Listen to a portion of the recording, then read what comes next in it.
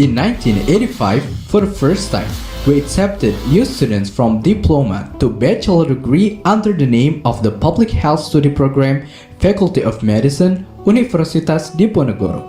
In 1987, the Public Health Study Program began admitting students for the regular program for the first time. In 1993, the Public Health Study Program changed to the Faculty of Public Health based on the decree of the Minister of Education and Culture of the Republic of Indonesia number 0369/0/1993 dated 21st November 1993.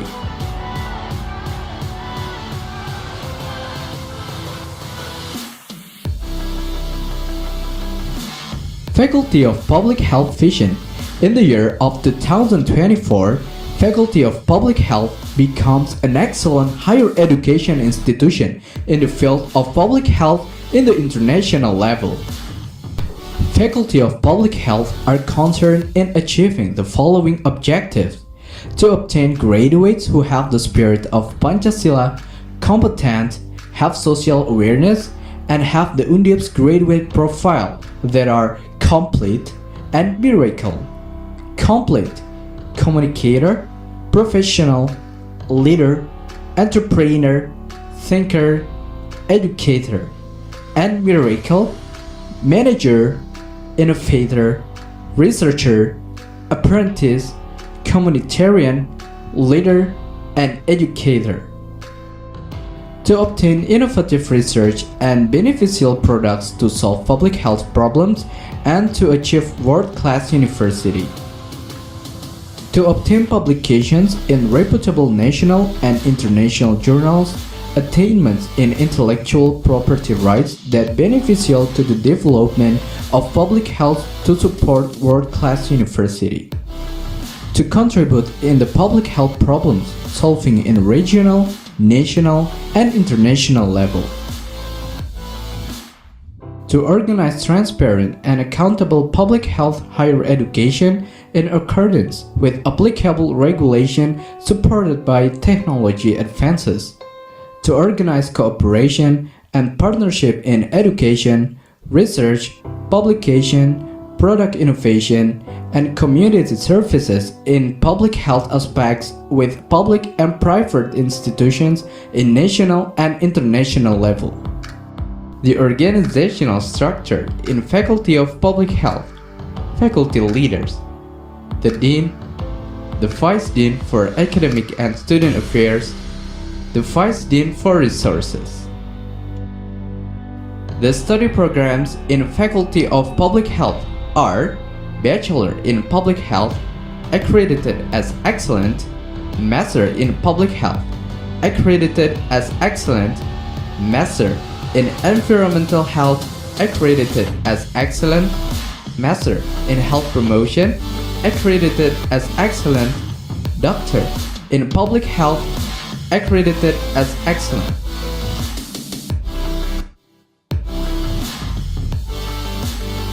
The implementation of the education program in the Faculty of Public Health is supported by lecturers from reputable universities.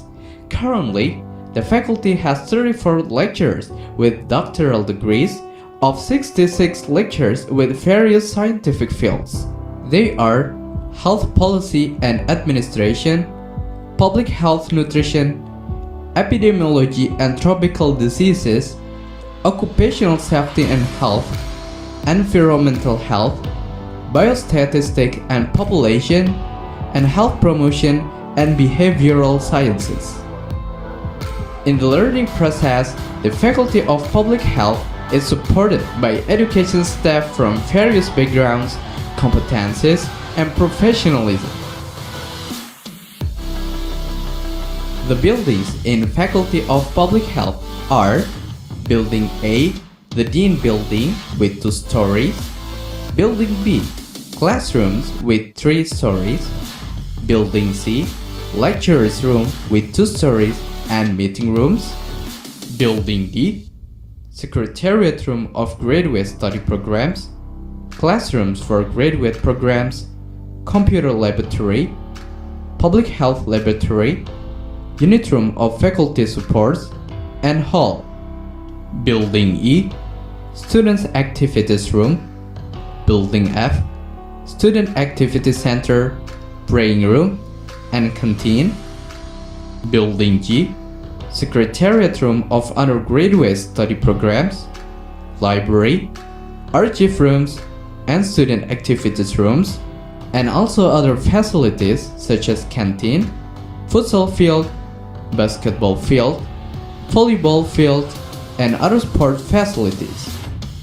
To support student learning process, the Faculty of Public Health has 6 laboratories: Basic Biomedicine Laboratory, Environmental Health Laboratory, Occupational Safety and Health Laboratory, Epidemiology and Entomology Laboratory, Public Health Nutrition Laboratory, and Audio-Visual Aids Laboratory. The Faculty of Public Health has accepted international students since 2016 for degree and non-degree programs in order to support Universitas Diponegoro to be the world-class university.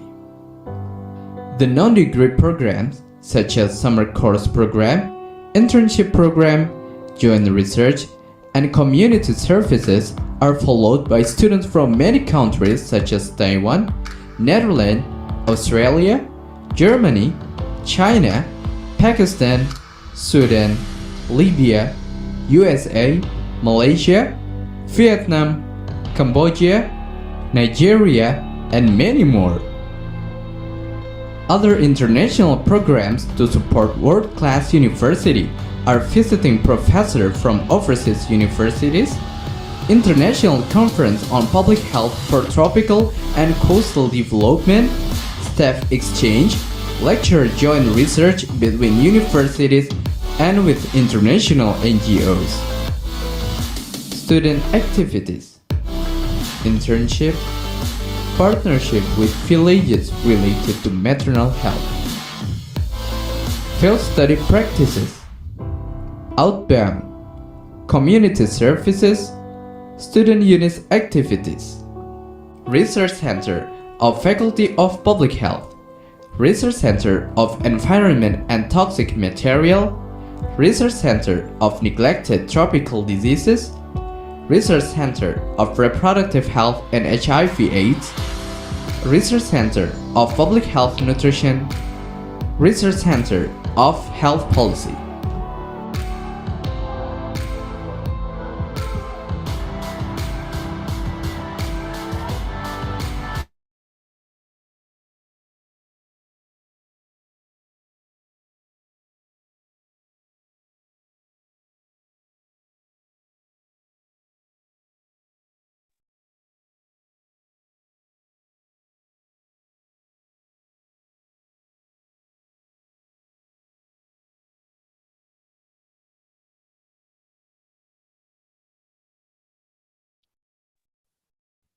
Good morning.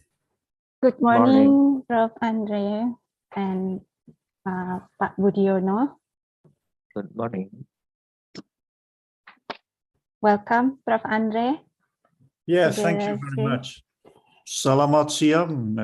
Selamat siang, Prof. Andre. Okay, I think we can start this session, Prof. Andre, Pak Budiono. Yes, Sure. please. Okay, thank you. Ariska, please, to start.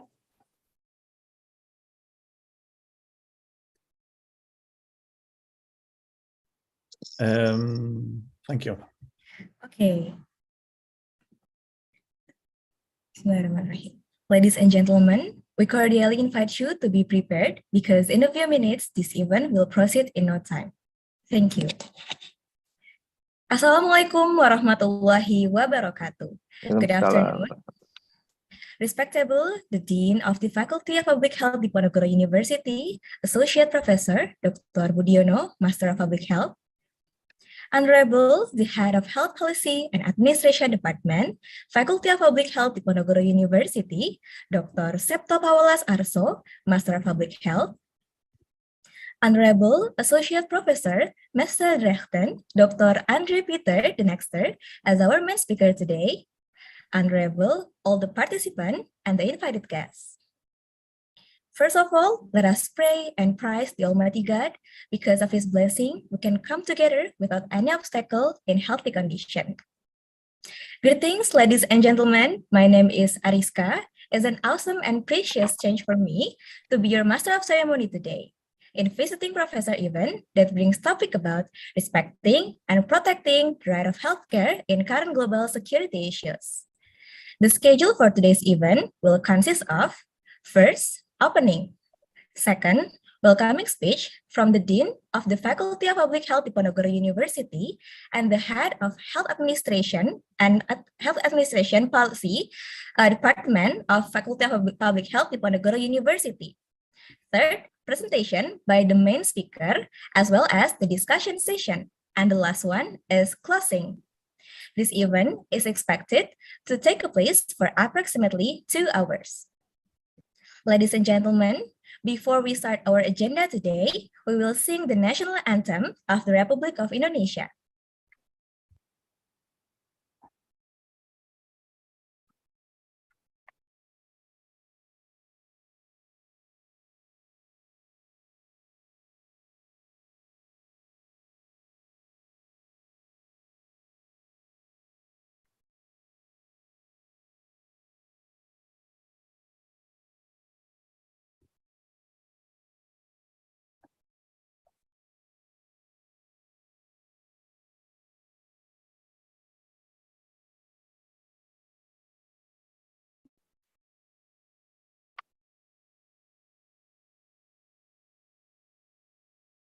To the operator, please play the national anthem of Indonesia.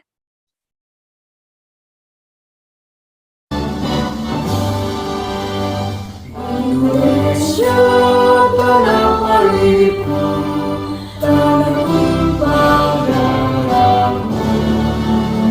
Di sanalah aku berdiri, jadi pandu ibumu. Indonesia kebangsaanku, bangsa dan tanah airku. Marilah kita bersatu, Indonesia bersatu. Hiduplah tanahku, hiduplah negeriku, bangsaku, rakyatku semuanya. Bangunlah jiwanya, bangunlah badannya untuk Indonesia Raya. Indonesia Raya, merdeka, merdeka, tanahku, negeriku yang ku cinta. Indonesia Raya, merdeka, merdeka, hiduplah Indonesia Raya. Indonesia Raya, merdeka, merdeka, tanahku, negeriku yang ku cinta. Indonesia Raya, merdeka, merdeka, hiduplah Indonesia Raya. Thank you. Ladies and gentlemen, stepping into the next agenda is welcoming speech. The first is welcoming speech from Associate Professor Dr. Budiono, Master of Public Health, as the Dean of the Faculty of Public Health Diponegoro University. To Mr. Budiono, the time is yours. Thank you for the opportunity. Bismillahirrahmanirrahim. Dear Honorable Speaker, Associate Professor Dr. Andre den Ekster, School of Law, especially for Health Law, Erasmus University Rotterdam, the Netherlands. Good morning, Professor. Good morning. Okay, nice to meet you.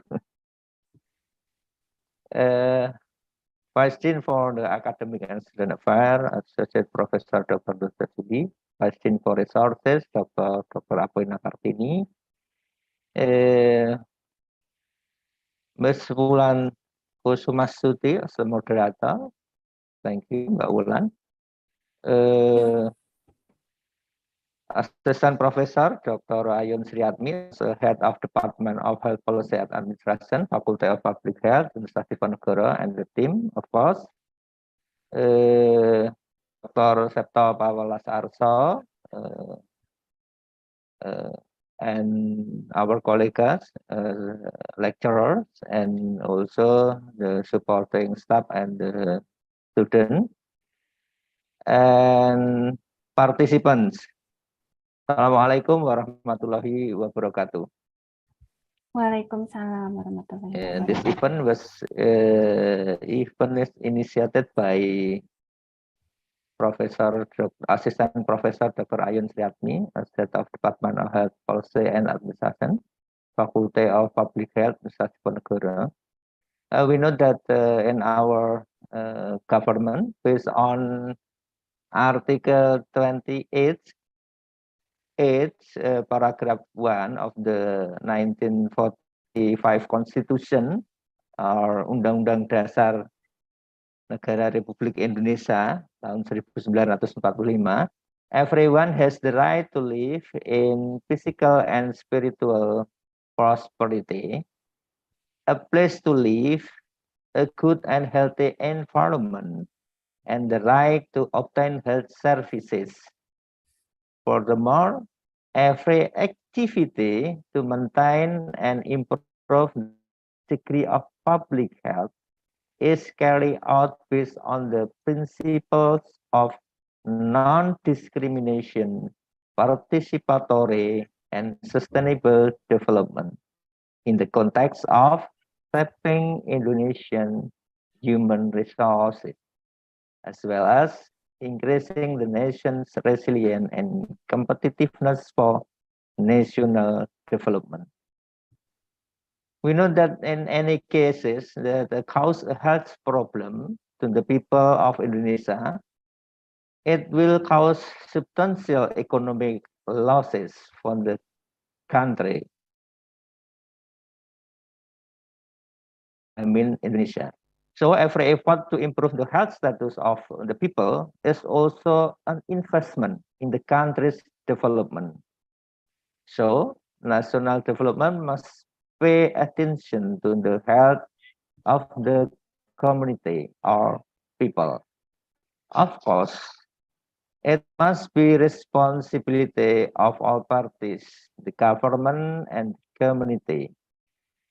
This topic, respecting and protecting the right of healthcare in current global security issues, is significant because it can make us careful to serve the community or people.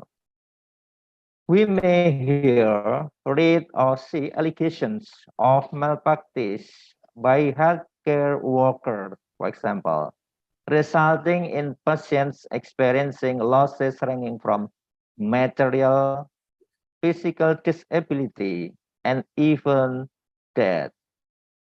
Many of us may still encounter complicated, time-consuming, expensive, and unfriendly health service to patients or the community. Often, patients feel aggrieved. This condition shows that health workers' understanding of patients' rights is still low, which results in the quality of health services in healthcare facilities. For this reason, we present a very appropriate and competent speaker to discuss the topic. Of course, Associate Professor Andre Den Exter. What should the service provider and recipient do, and how do we respect and protect patients in healthcare facilities? Associate Professor Andre Den Exter will explain it all briefly.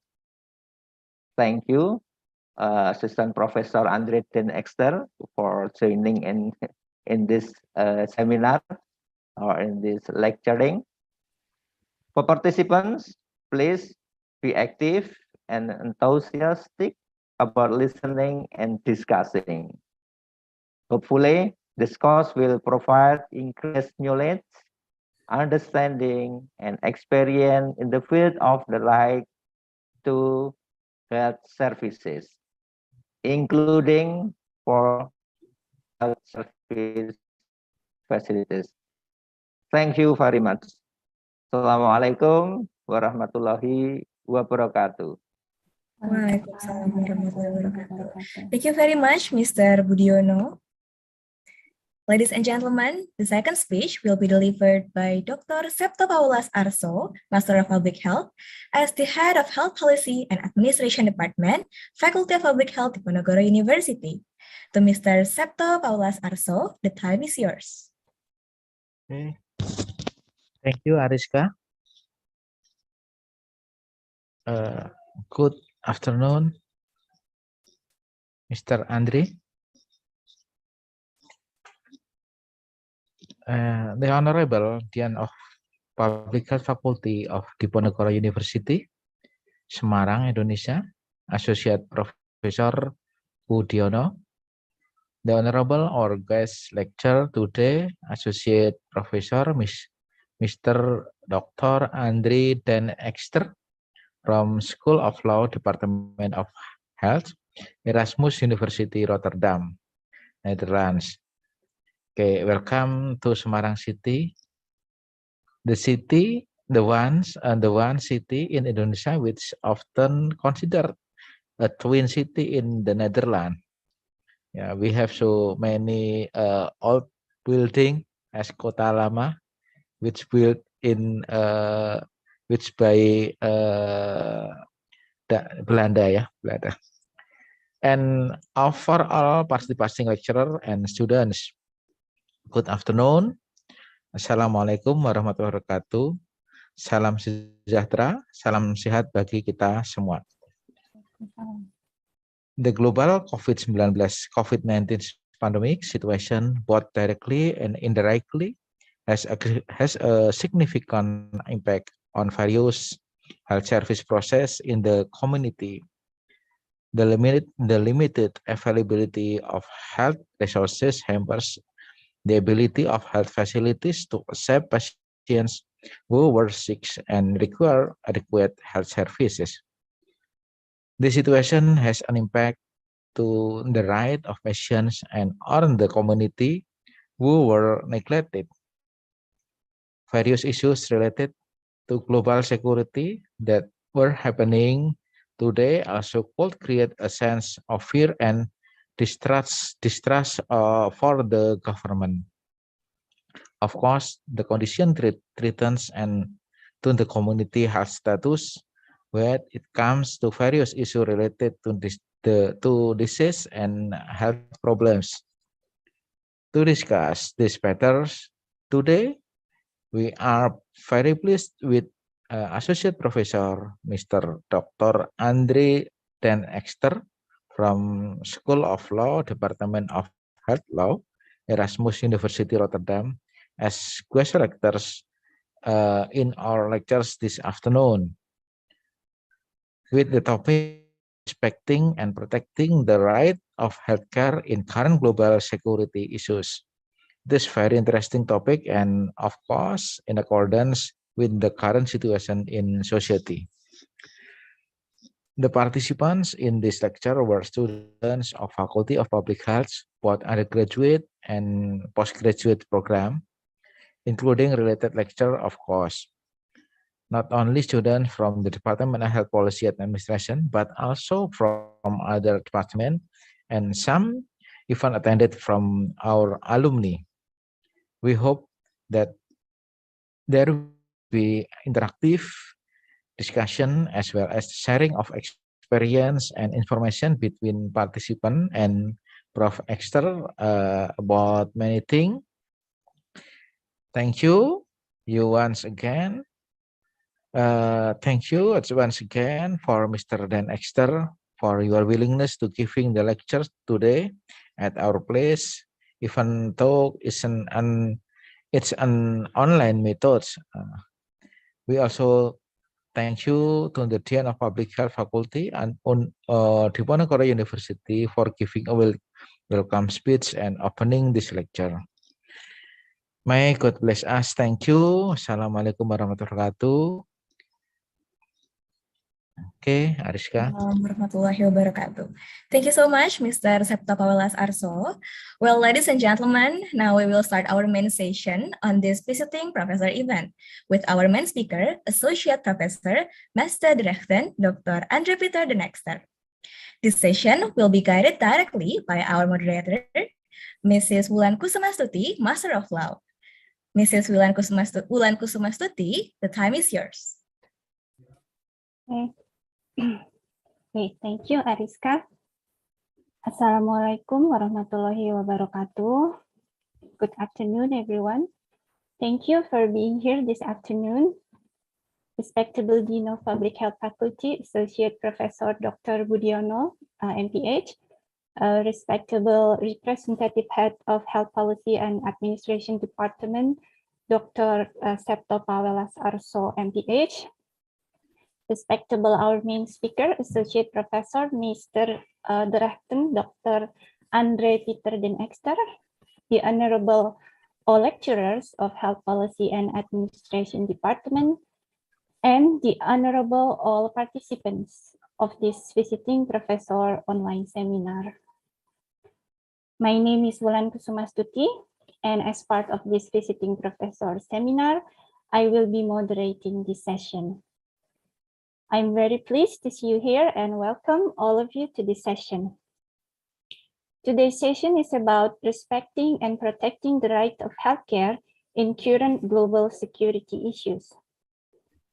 As we all know that in the context of global security, the world has grown more complex and dangerous nowadays. Many issues causing this, such as geopolitical crisis, war, which cause several damages, not just between the two parties, but also causing impacts globally, namely inflation, scarcity of food, energy crisis. Unfortunately, this all will have indirect impact eventually to the health systems owned by the countries. Another problem, such as climate crisis or global warming, pollution, fast digital technology development, which is used unwisely, also could contribute to the global security issues, which could put human rights at serious risk, including the right to health.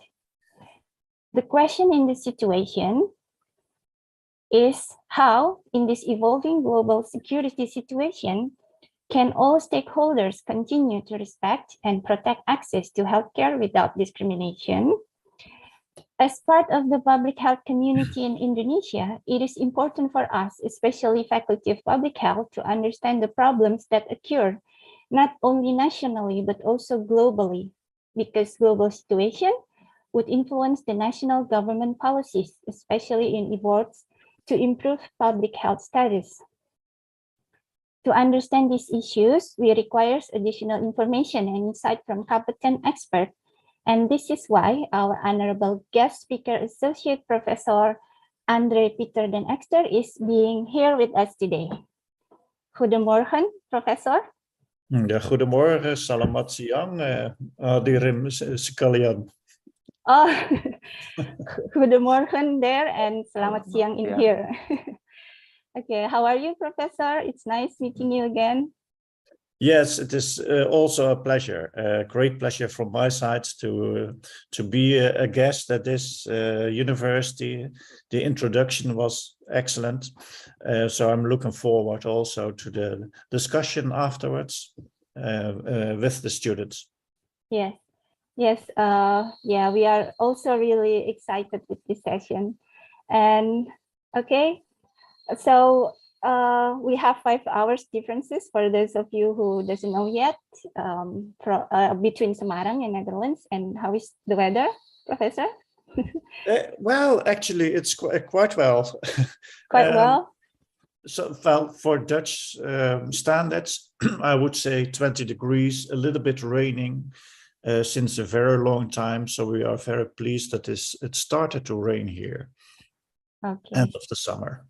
So you don't experience any more heat waves? No, not anymore. Luckily Not anymore. Okay. Okay, thank you, Professor. Thank you for being with us today. We are very happy to have you here. Ladies and gentlemen, today we are very pleased to welcome Associate Professor Andre Pieter den Ekster, a very special guest from Erasmus University Rotterdam, Netherlands. Professor Andre is an Associate Professor of Health Law in Erasmus Law School since 2018, and his specialty is health law. I will share to you and read to you the short version of Professor Andre's curriculum vitae. So I call this the short version of the curriculum vitae because this will only show to you the latest summary from the whole remarkable numerous roles, experience, books, publications, and activities which Professor Andre has. I will share the short CV. So is everything okay? You can see the CV.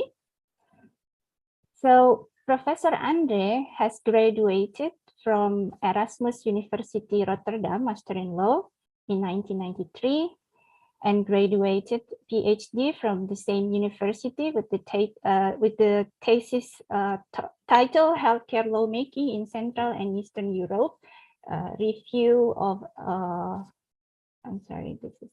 review of a legal theoretical model. And his latest Scopus publications are about mandatory vaccination in child daycare and its relevance to COVID-19, fighting excessive pharmaceutical prices, evaluating the options. And the latest books are on 2018, International Health Law and Ethics, Basic Documents, and on 2017, Patient Mobility in the European Union. And his activities are quite busy. Chair Disciplinary Board Complementary Healthcare, Arbiter at the Court of Arbitration in Healthcare, and Chair Disciplinary Board Institute International Auditors. Professor Andre also has experience as visiting professor in several countries. They are in Lisbon, Global Health Law Escola Nacional de Saúde Pública. I'm sorry if there are any wrong pronunciation.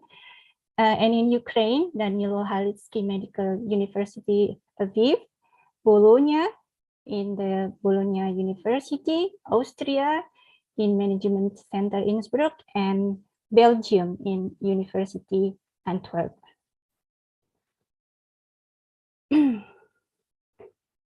And today he will be sharing with us his expert opinion on protecting and respecting the right of healthcare in current global security issues. Before the next session begin, let me inform about the time schedule. First, the presentation of the material, it will take around 45 up to 60 minutes, Professor, and it will be followed by discussion session with the participation of the attendees, and this session will take around another 60 minutes. And after that, we will have conclusion. Okay, with that, I ask that all of us give your full attention to Professor Andre den Ekster and help me in welcoming him to the screen. Okay, Professor Andre, the time is yours. All right, thank you very much, Roland. What I will try to do is will try to share my slides with the audience. One moment, please.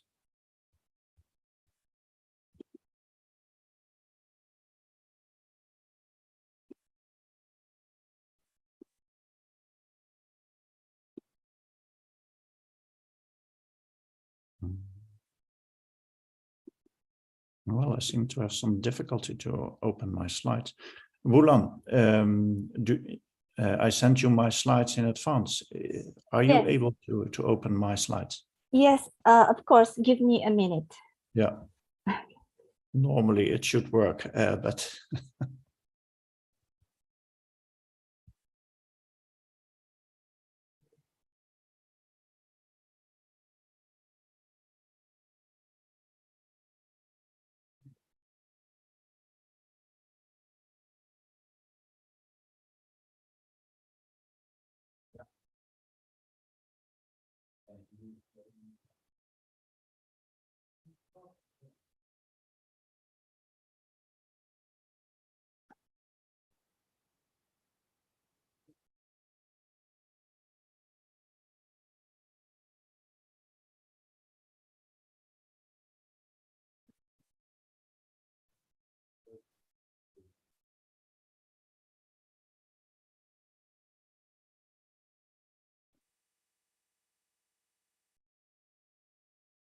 Yes. Okay, let me get it into the first slide.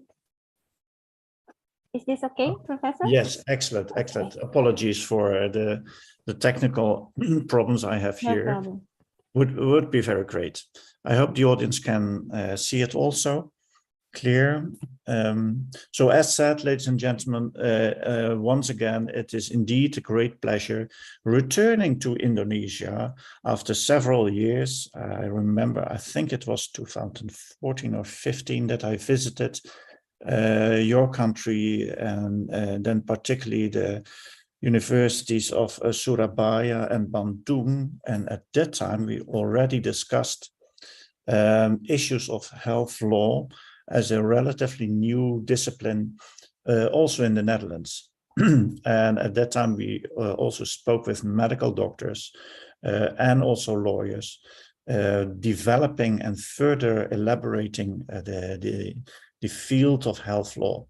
So in that respect, I'm very pleased to return, although online, to discuss the topics which have evolved in time, as we will see.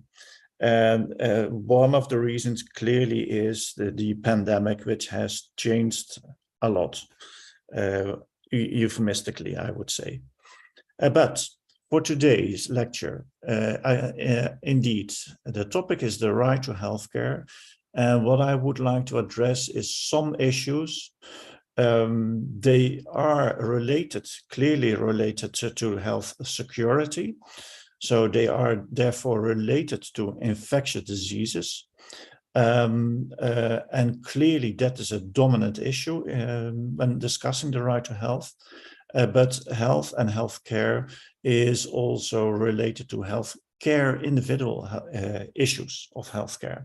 So for that reason, I will touch upon a few topics. They are definitely not, it is not complete, but I just identified a number of topics that I would like to raise your attention and that are open for discussion. May I have the next slide from you? Yes. All right. Oh, this is the overview, the overzicht in Dutch. I see I haven't translated it. Anyway, so what as you can see, the right to health care, the right to health, or the right to health care, what does it mean? In order to discuss these challenges, these developments in health, it is clearly it is necessary to understand what is the meaning and what is the scope of such a right as we have accepted it in international law. In international law, but also at national law, because I heard one of the speakers before already defined and discussed the topic in your constitution, as recognized in your constitution too, as in most countries. So clearly, let me briefly start explaining the meaning. What are the obligations of states when they have accepted such a right? And as said, a few topics I would like to raise your attention, which are dominant at this time. So the COVID-19 crisis and the inequalities of access, both to vaccines, but clearly also to medication hereafter. And that brings me to the other topic of the pharmaceuticals. And another major problem we are facing on a global level is excessive prices of medicines or pharmaceuticals. And a relatively new issue, finally, I will address on the so-called electronic or e-health, mobile health issues. This is certainly not an issue for Western countries. No, this is clearly a global issue and touches upon both access to healthcare as also clearly about other patient rights. So that is briefly the intention for 1 hour. I hope I can manage it. I will try to respect the time, and then I also hope for a discussion with you and the students participating in the discussion. Thank you very much. The next slide, please. Yes. So discussing challenges of healthcare, and clearly what I forgot to mention is also not only challenges, but also what are the barriers and what are the potential solutions to these challenges. That is also an issue of discussion. But before that, I said, what is the meaning of such a right to health or right to health care in international law? So yes, we do have a Article 12 of one of the United Nations conventions, which has accepted a right to health and defined as the highest attainable standards of physical and mental health as described in this on this first bullet. So it has been recognized by international law, and therefore also by at least most of the UN member states, including Indonesia and the Netherlands, except for the US, and I think it is Chad or North Korea. But on the global level, that right has been accepted. But then, yes, that is nice. It is written on paper, but clearly, what does it mean? It is a rather vague definition. It is based on consensus between, let's say, 170 on 180 nation states. So clearly, this is a kind of vague definition. And what is relevant to know, what is the meaning of it? What is the scope of such a right? And in that respect, the treaty itself is rather silent. It provides some indications about what it should include, but even more important is the so-called explanatory report, or the so-called, what is this mentioned in the second bullet, the general comment on health, number 14. This document, this is an authoritative document written by the committee who reviews social rights as the right to healthcare, has described and further developed and further defined the meaning of such a right. So, for instance, it requires, when accepted, it requires that nation states will take action, to take steps, as mentioned here, and to take steps in order to ensure access to healthcare. Access to healthcare in a variety of issues, so including preventive care, curative care, whether it is GP care or hospital care, emergency care, rehabilitative care, etc., etc. So it tries to define what are the obligations of a state in order to protect the population's health. And not only that, it should be available in a timely manner. Decreasing waiting times, and also important, it should be equally accessible.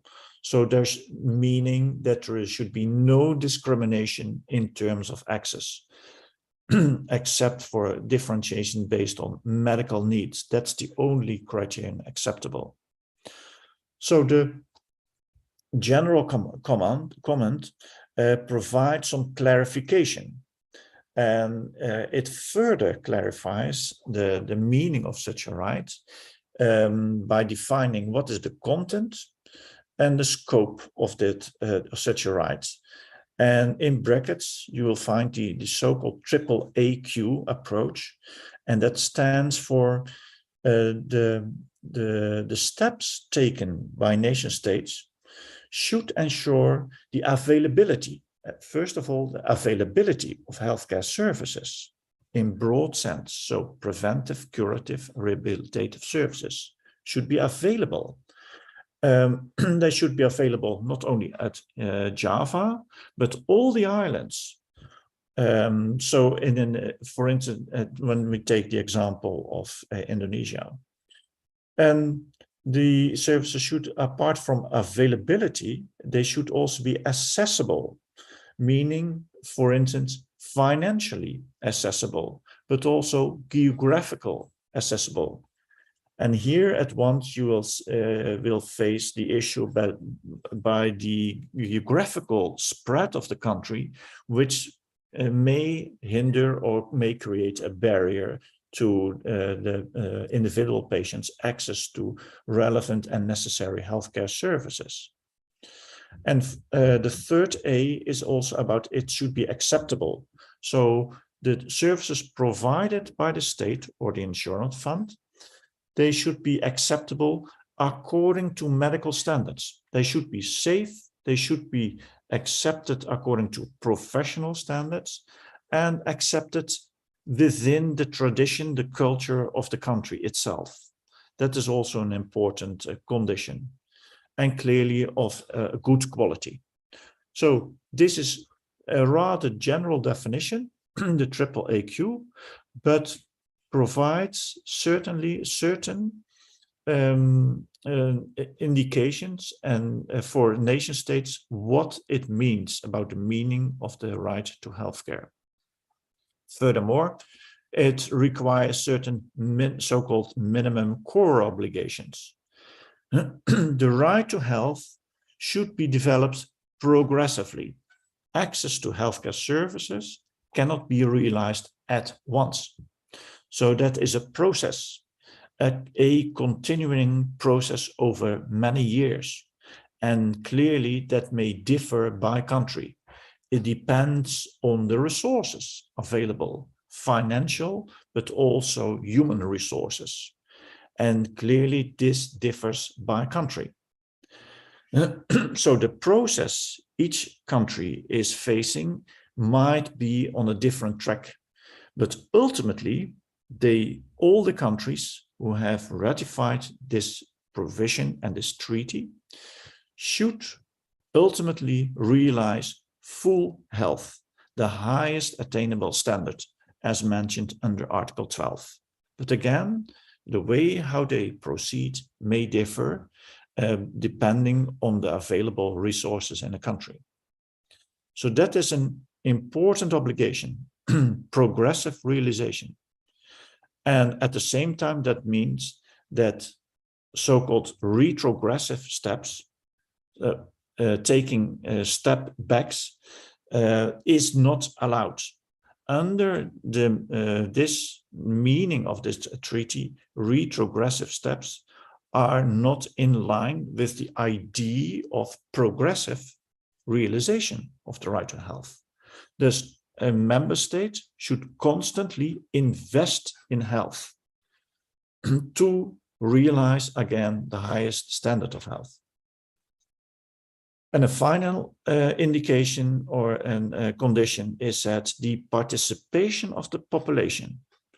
So, and that is an interesting phenomenon that we should listen to the population, we should listen to the patients, and involve patients in decision-making.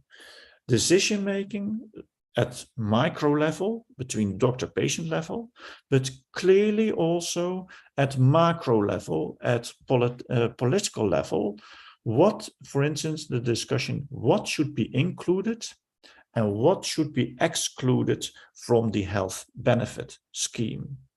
This is not only an issue for medical doctors or politicians, this is also in combination should also require the participation of population. And how you organize it, that is not mentioned, but at least the principle that patients should have a say of what should be covered, what should be reimbursed, and therefore the accessibility of necessary healthcare services. This is an interesting phenomenon which I will address later on in the slides. Let me continue to the next slide. Yes, thank you very much. That is about so-called justiciability. Yes. Yeah, thank you. As said, member states have ratified the treaty that is applicable.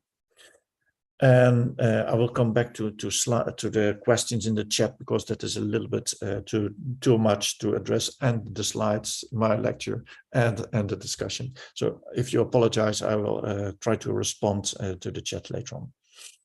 Returning to justiciability, yes, we have an international treaty, but it remains, with all respect, it remains paper. And it's a goal that not all member states can realize at the same time, or are simply not possible to realize. So that means the individual patients should have a possibility to enforce such a claim of access to healthcare, for instance.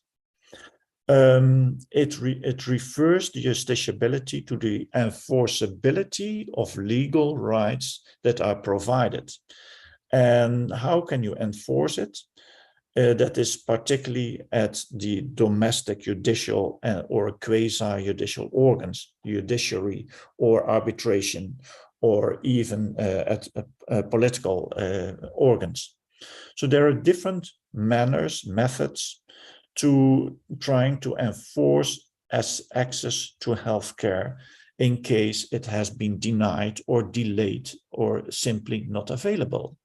But one of the characteristics is of the right to health is called a social right, meaning that social rights are inherently not justiciable, cannot be enforced. That is the traditional understanding of a right to health. Not enforceable, but still it provides state obligations, so it is relevant. It allows nation states a wide margin of appreciation how and when to realize full health. And that depends again on the available resources. That may differ by country. So for that reason, courts are reluctant to enforce and to accept individual claims of access to healthcare, because that is primarily an issue for politicians, for policymakers, how to organize it. And the judiciary is not equipped to review that process. Resources, that is clearly a political decision. So it is the executive, the politician makers, and the legislature who define the scope and the nature of access to healthcare services. Sorry.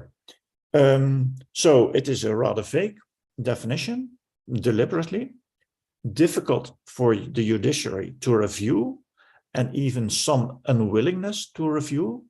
But there are some changes. There are some tendencies in which the judiciary at an international, at a regional, but also at local, national level are changing and reviewing access to healthcare, and even trying to enforce and strengthen, therefore, individual rights of access to healthcare. And that is a relatively new development. If I may have the next slide, please. Yes, so it is again about justiciability of the right to healthcare. And the justiciability and enforceability of such a right is particularly on progressive realization. So it requires, again, steps to take in order to realize available resources.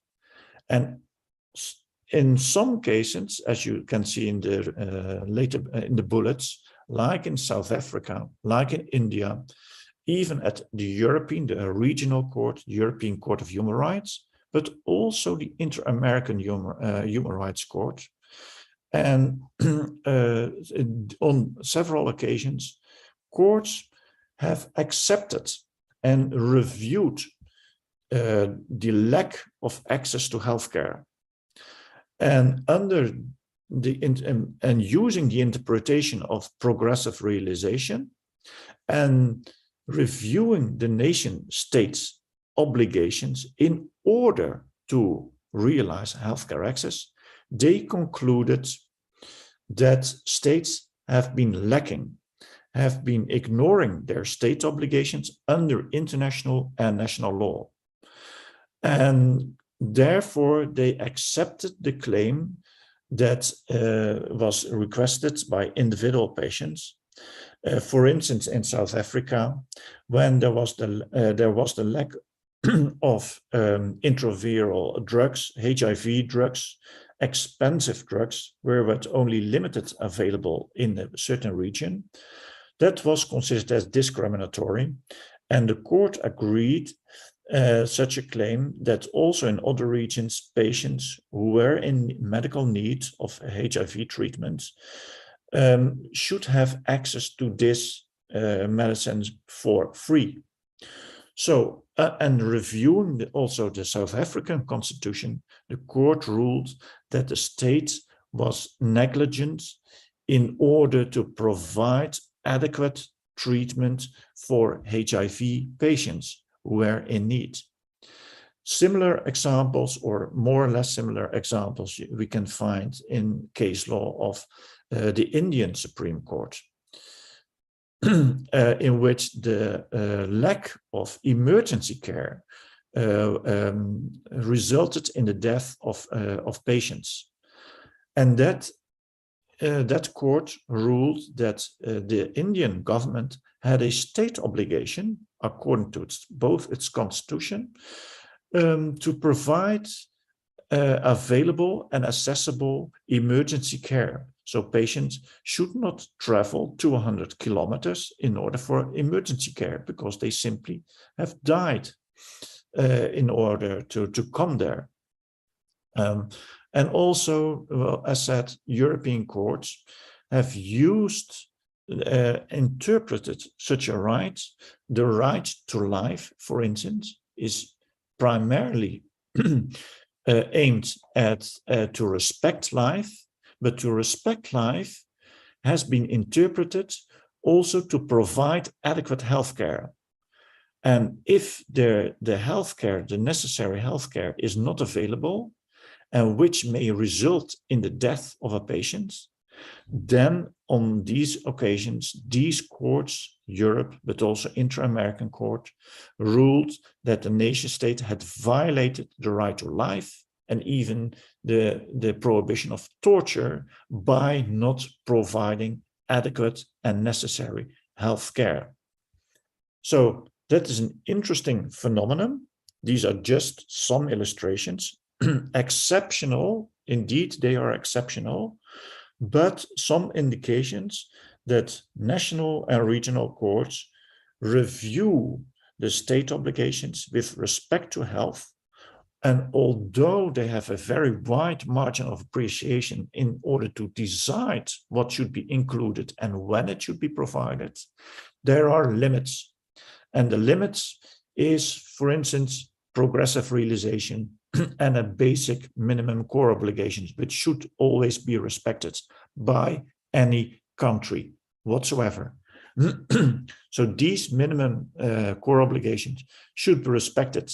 If you do not respect, then there is automatically a violation of the individual's human rights, and that has certain consequences to the nation state.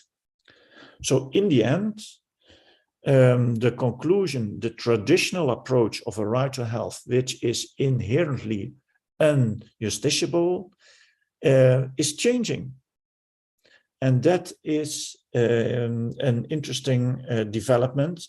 And that is something which policymakers should be aware of. They should not be surprised by such an individual court ruling, because that could have major impact on the budget, on the health budget that is available. So that is always a major discussion between the judiciary and the policymakers and the legislature. May I have the next slide, please? So that was only about the introduction of a right to health and its development. But when we, yes, please, if may I have the next slide about the challenges. The first one, clearly also facing in Indonesia, is the issue of the COVID-19 crisis and the pandemic. This slide, you may recognize it, is an update, or well, already from August 21st.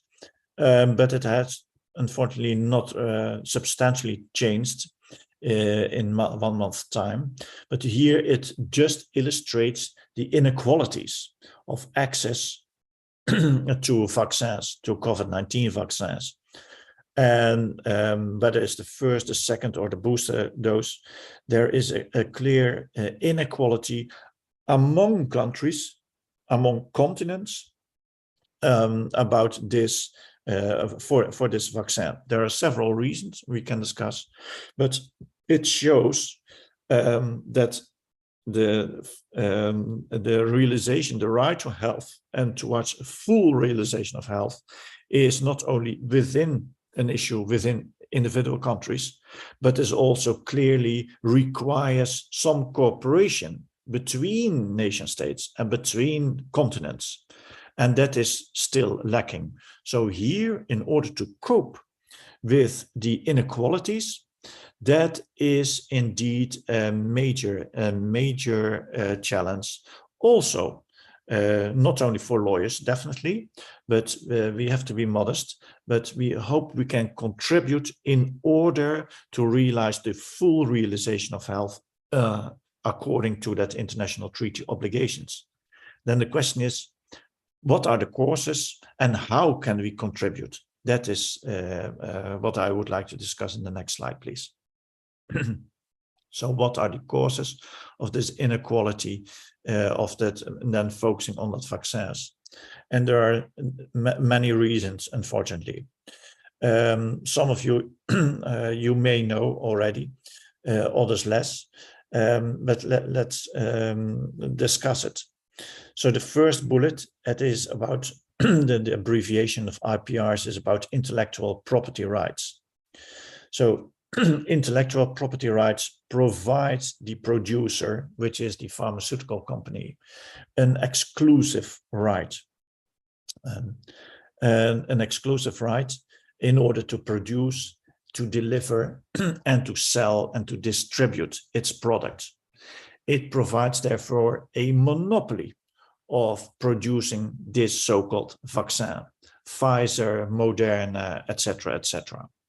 They have the exclusive rights, but at the same time, there's a huge need of these vaccines. We know if approximately 7 billion citizens on a global level, and these few pharmaceutical companies themselves cannot produce in time an available vaccine. So the availability is a major issue. And therefore, the limited access, the limited availability of vaccines is considered a barrier, an obstacle to the vaccine supply. How to cope with it? That is a main issue. How to cope with it? Well, at global level, at United Nations level, we have the TRIPS agreement. I won't discuss the details, but roughly the TRIPS agreement tries to respect intellectual property rights, and therefore it aimed to protect the producers and including the pharmaceutical companies. But at the same time, it provides some exceptions. TRIPS has already recognized that there can be a so-called public health emergency. A public health emergency which requires exceptional measures, such as violating IPRs, the property rights.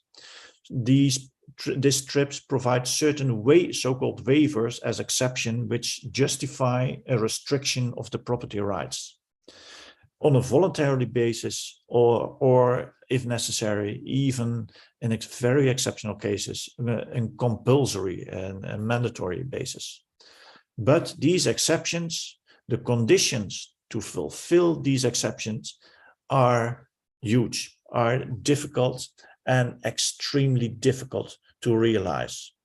So that means that member states are hesitant to breach intellectual property rights for a public health, in case of a public health event. And now there is a discussion on whether these conditions of these exceptions should be more flexible.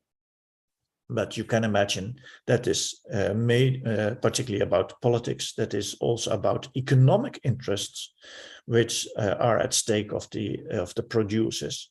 So not all the countries on the global level are in favor of more flexibility of the so-called TRIPS waiver.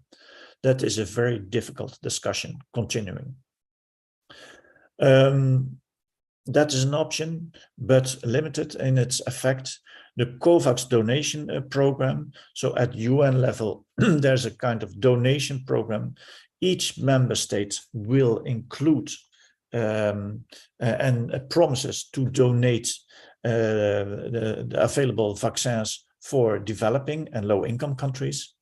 But it remains unfulfilled promises. Some countries did, or they did it partly, and or others are delaying. So simply the lack of available access has remained. Another issue, lack of transparency. We don't know what are the prices, what are the exact prices and the tariffs, and what are the costs of these vaccines. Because that's a black box. What are the costs involved for developing these vaccines? That remains one of the secrets of the pharmaceutical industry. There is lack of transparency, and so they can ask whatever they want in principle. Yeah. And finally, as mentioned already, due to the limited capacity, there is huge shortages of vaccines, and the production capacity is simply limited. We cannot fulfill all the needs of 7 billion persons on a global level. So what to do? Next slide, please. Potential solutions. Given the time, I may skip some of the solutions, so apologize for that. Otherwise, we can remain them for the discussion afterwards. I will identify a few solutions. A joint buying vaccines on a jointly level, so meaning not on an individual level as an individual country, but as a bloc. And for instance, the European Union has done it, which can be quite frustrating for other countries, because then there is not vaccines available. But the joint buying of vaccines or medicines has been rather successful. First of all, they can strengthen the power of the buyer towards the pharmaceutical company, and that may mean a lower price. So joint buying, joint purchasing is considered as an option in order to reduce at least the prices. Clearly, member states should comply with their promises, so donate the necessary medicines and the vaccines, as promised. And a third one that is the most crucial, the medicine patent pool, is the sharing of knowledge and technology. And I mentioned before that property rights is an issue and a barrier, but breaching property rights is not the solution. It is particularly the need for know-how. How should we produce, and how can we produce these vaccines? We need the data, and that is essential. We need the data to produce it, and the steps to be taken in order to produce these vaccines. That is essential. Not so much the property rights, because breaching property rights does not provide us with the necessary data and knowledge. We need the exchange of data. And when we exchange the knowledge and the data for producing these medicines, then we can produce them on other continents too. So we can increase the capacity of producing vaccines. That is essential. But you can imagine that sharing the technology and the knowledge of how to do it, that the original producers are extremely reluctant. These are the so-called crown jewels of each individual company, and you're not going to share it because that will decrease the profits. But the medicine patent pool doesn't mean you have to do it for free. You will receive, by sharing the knowledge and the technology, you will receive a reasonable price. And then again, of course, we can discuss what is a reasonable price for this vaccine. It is not the highest, it is a moderate price. But since it is available for the entire population, world population, then the volume will be huge, and therefore the profit may still be substantial. But this is a very difficult process. It has been, or there are some examples. So it has been successful. It has been successful in the past with HIV treatment options, provided particularly for low-income countries. So increasing the accessibility and increasing the availability of these medicines, but it could also be applied for vaccines.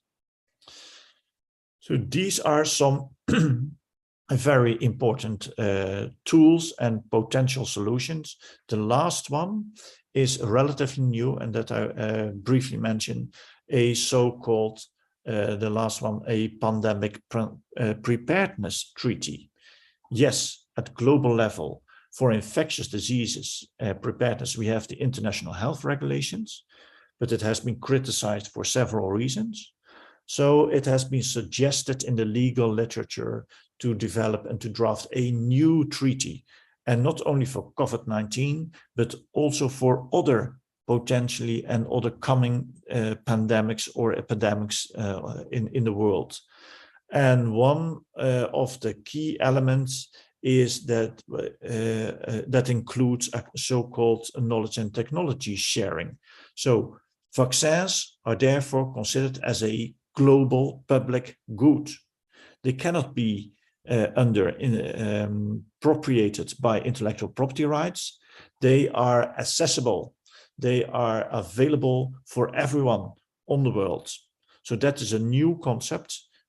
Consider a vaccine as a global public good that can be produced by every pharmaceutical company on each continent and therefore available. It is the same as for instance, the moon and the exploration of the moon or the seabed. The sea itself, the oceans, the moon are a global public good. In principle, everybody has access to it and also to its minerals. And that parallel could also be addressed to vaccines, at least in times of epidemics. That is a legal discussion, and that takes time. And so that is more for the long run, but could allow at UN level to increase the availability of necessary vaccines.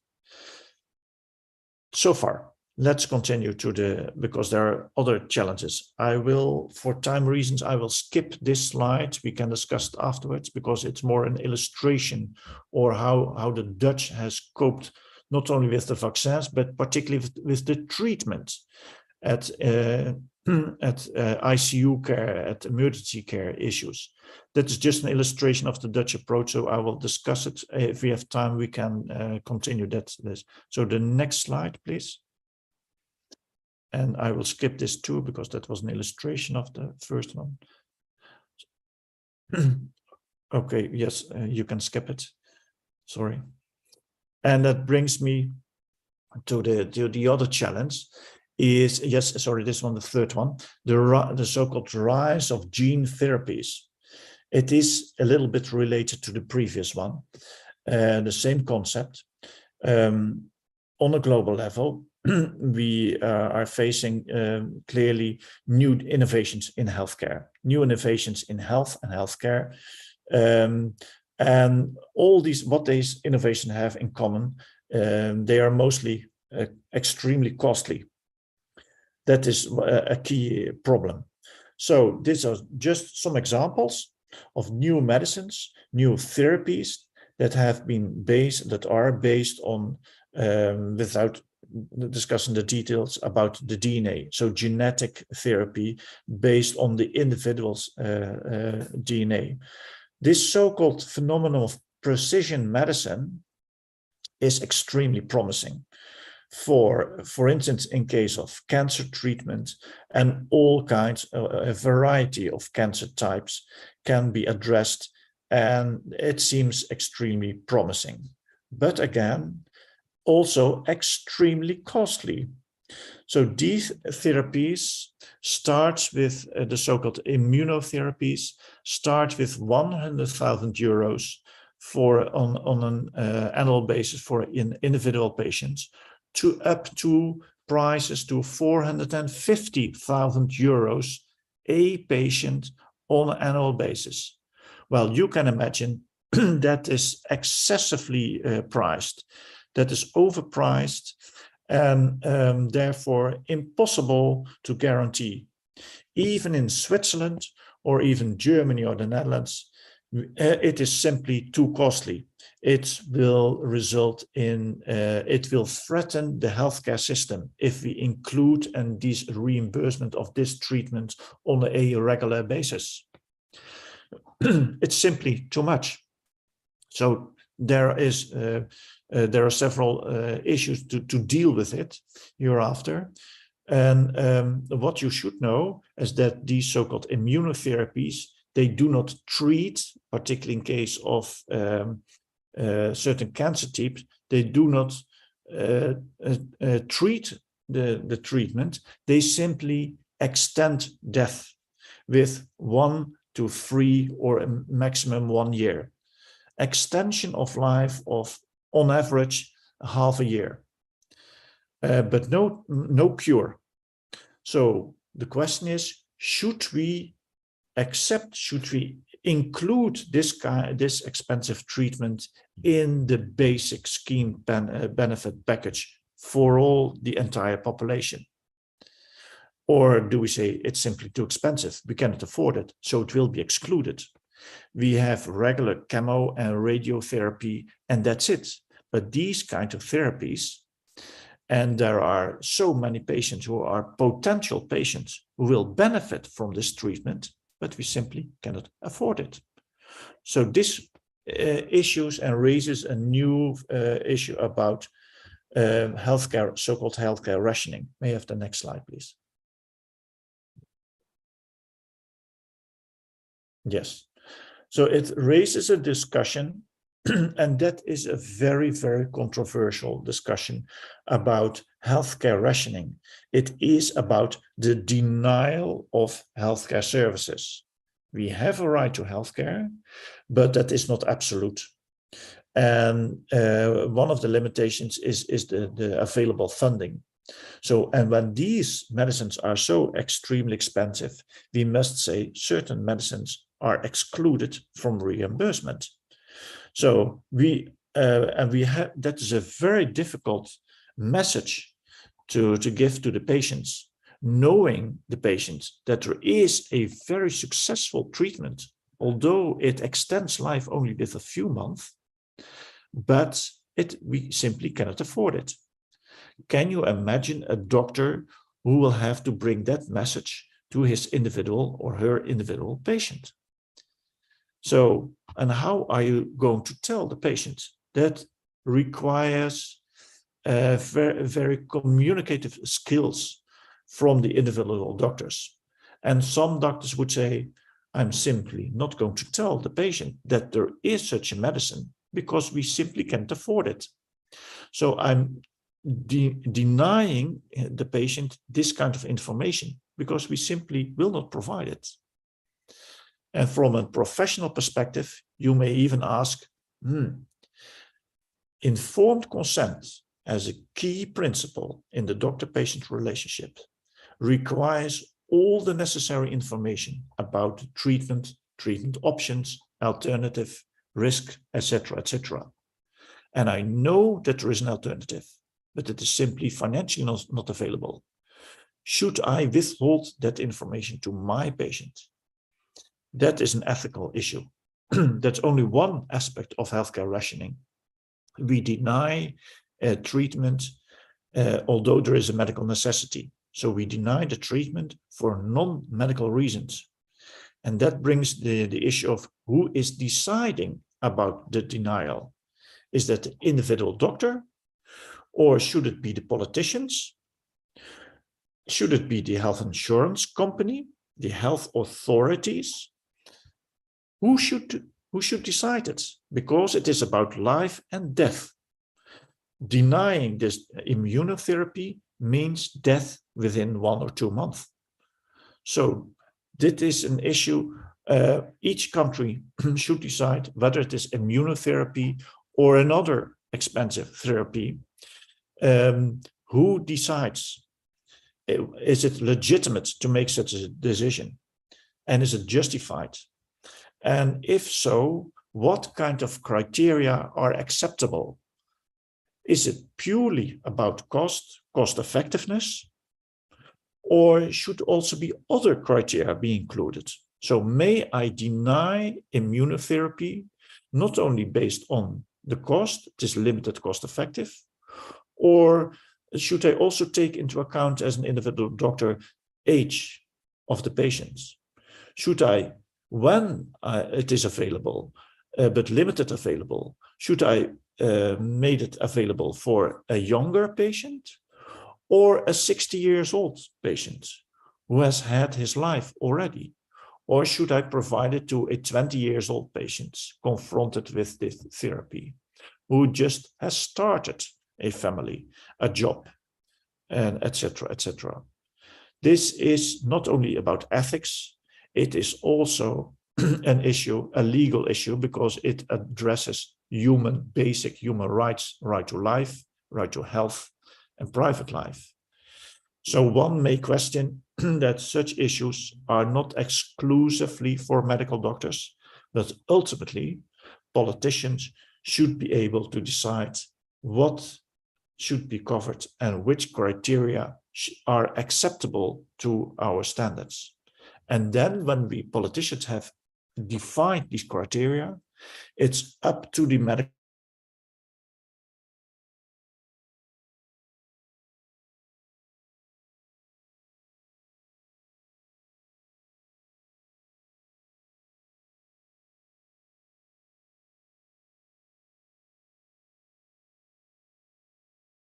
already discussed healthcare rationing. May I have the next slide? That is the solution. Next slide, please, because I discussed human rights applicable. And the solution is the democratic deliberation. What I said, the participation of the population in this kind of decision making. How you do it remains up to country, but it is clearly also an issue of the general public. Do we accept this kind of treatment or not? Next slide, please. Clearly about price setting, that should be addressed, definitely, but that is particularly for health economists. So I will skip this slide. You can read it if you want. I will skip this because this is typically from the European approach. I'm not sure that is relevant for Indonesia, but I would like to briefly mention a challenge. The fourth, yes, please, e-health, the next one, please, yes. And that is about e-health, that phenomenon probably you are aware of, also in the developing in Indonesia. So the key, the holy grail is the electronic health record, developing and using this electronic health record, not only for the individual doctors, the GPs, but also for hospital care, also in case of emergency care, ideally, and in case of huge distances, covers the concept of mobile health and telemonitoring. This is in case of geographical distances. Clearly also the situation in Indonesia might help and to improve access, the quality of healthcare, and also the accessibility of healthcare. So e-health as a large concept has enormous potential in order to improve individual healthcare, but clearly also in the field of public health, it can be of use. May I have the next slide? And from a legal perspective, e-health addresses key patient rights. As mentioned, it may improve accessibility of healthcare access geographically and online, and even help individual individual patients in terms to understand better healthcare. But certainly there are some risks and obstacles that should also be faced with by introducing the phenomenon of e-health. For instance, a good example of e-health I forgot to mention is also during the corona pandemic, the COVID-19 pandemic, when physical access was not possible. We see, for instance, in my country, but I assume also in other countries, that online access to the doctor, online consultations with the psychiatrist, with the GP, with hospital and other medical experts has been facilitated. And that's something which might help and improve also the accessibility. And that is particularly in case of shortages of limited human resources. E-health online consultations may contribute. It will not substitute, but it may contribute towards the availability and accessibility of healthcare. But at the same time, there are clearly some privacy concerns about how do we protect the sensitive data from unauthorized access. But for instance, we have many examples of celebrities who were admitted at the psychiatric department and then recognized by the medical staff, hey, that's a celebrity, what's she doing or he is doing at the hospital? Let's check the medical file. And they are not involved in the medical treatment. So therefore they are not authorized to have access to that medical file. That is an issue of privacy, and how do we protect privacy of the individual patient, for instance, by a so-called full audit trail, that you can always check who has accessed my file, and afterwards you can sue the hospital that others have checked have had access to my medical file, but then they were not authorized. And a third issue, clearly the key issue in healthcare and a doctor-patient relationship, is about confidentiality, related to privacy, but the confidentiality and the obligation of medical secrecy should be preserved all times. But how can I be sure that this patient is physically alone in the room, that I'm sharing the information to this individual patient exclusively, that others are not listening in the room? Or what if the patient who doesn't want to have privacy puts his medical file on Facebook? That also happens. How can I protect, as a medical doctor, as a health professional, the confidentiality obligation, if that it can be exposed and translated so easily? So that is a major concern in the field of e-health. Next slide. I'm nearly to the end, so we can continue discussion. So what I said, so what can we expect in terms of e-health? It's clearly a global issue, also at WHO level recognized. Some countries, some regions, they are further than others. But what we see, yes, it is an issue also of patient rights that should be, it is promising, but we should take care of patient rights. At the same time, it is also applicable and it can have some advantage in the public health sector. So that means particularly for research and development, tracking and monitoring of pandemic diseases. We have seen the examples where it has been used and can be used in a timely manner in order to detect and to identify pandemics and to take subsequent measures in order to cope with it, but at certain costs, because the tracking, monitoring allows, or there is a risk of privacy, individual privacy is at stake. So we have to balance the public health interest, the community interest, versus the individual interest. a balancing of conflicting interests. And then it depends what has the priority. So we need to identify what are the conditions for such violations of privacy. That is something we have to consider too. And finally, the mobile health, not extensively discussed yet, but this has also promising options and possibilities. It has been applied by case studies in Africa and African countries, that it will help individuals and to monitor their health, particularly in resource-limited settings. So yes, these mobile apps can also be of value in terms of public health, and that is an important conclusion. I will finalize, ladies and gentlemen. The next slide. Oh, they are not mentioned. Oh, oops, sorry, that was the previous version. So that means I will be brief. Access to the right to health and access to healthcare clearly is generally considered as a basic human right. A basic human right which is conditional and also to human dignity, to life as such. So it is inherent and inextricably related to other rights. And not only life, it is also related to social care, to education, etc., etc. They are all interrelated. It requires, and I try to explain, it creates certain obligations, state obligations, which have been defined more and more, and therefore requires adequate steps of nation states to fulfill that obligation.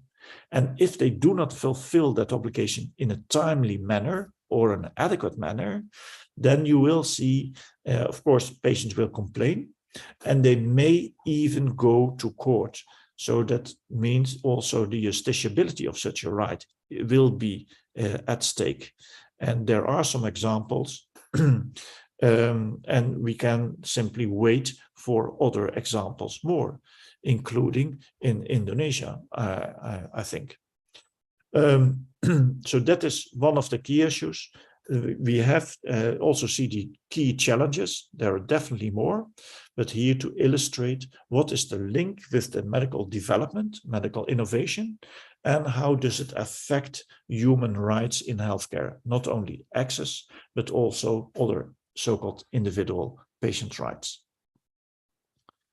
So far, ladies and gentlemen, I hope I have respected the time, Ms. Chair, and I'm very pleased also to continue discussion and answer your questions. In the chat, I saw various questions. So Wulan or Annika, who is on the... Okay, Professor, thank you very much for the interesting, insightful information and remarkable presentation. We also got many new knowledge from your presentation. Now come to the discussion session. How would you like to answer the question, Professor? One by one, or we gather 3 questions and then you answer the 3 questions in one time? How? Oh, I leave that up to you. What is convenient? Okay. Okay, then I would like to have 3 questions from the participants, and you can use the raise hand features, or you can use the chat features when maybe you have technical problems of not being able to speak into the session. So let's see.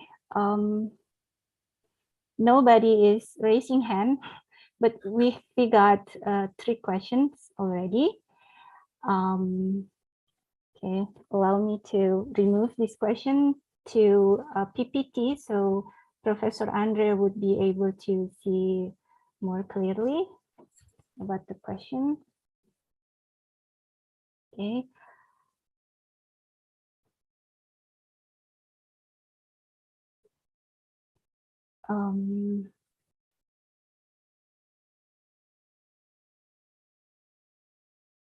Okay, so Professor, we have 3 questions already. First is from Mrs. Triswardani, and the question is, what is Dr. Andre's opinion From the health law perspective, if a country implements social health insurance and participation is mandatory, but some of the participating communities cannot access health services. And the second question is from Risma. Professor Andre, what are the challenges and solutions to increase population participation in health decision-making? Meanwhile, the government prefers to make its own decisions regarding health measures for residents. And the third question was from, sorry, I forgot the name, Muhammad Murtado. And the question is it possible to expand the use of telemedicine and e-health in Indonesia so that it serves as a diagnostic effort as well as a therapeutic one for patients with stable condition? And how should we approach the problems with its legality from a health law perspective? Because telemedicine frequently involves parties other than physicians and patients. So Professor Andre, please, you may answer the question. Okay, thank you very much for the very interesting questions. We can now talk about it for hours, but I keep it short. And otherwise, my email is available if you would like to continue the discussions. That is open clearly. Let me start with the first question, social health insurance. Well, it is, first of all, it is up to a nation state how to organize your healthcare system. Some countries have a health insurance. I'm not quite sure the situation in Indonesia, but for instance, in the UK, it's more national based, more based on tax finance, and everybody is covered, where other countries, that's a political choice. Ultimately, they have to respect the rights to healthcare and to provide necessary and basic healthcare for all. So it's more a political choice based on history and culture, whether it is an insurance based or not. But when it is insurance based, and social insurance in particular, requires, therefore, it is required by law. So in most cases, then the law requires and sets the conditions that it is mandatory. Everybody has to contribute, and that is the result of the principle of solidarity. And therefore, they have to pay premium or kind of tax in order to finance the social insurance system. So a precondition of a social health insurance is that everybody is involved. And of course, exceptions can be made and are being made in case of poverty, in case of lack of funding. But in principle, everybody is involved. And that means in principle, everybody also pays premium. And as a result, everybody has access. So they cannot be refused. They have a claim. And that's particularly in insurance-based systems, the justiciability of healthcare rights, of claims, have been quite successful.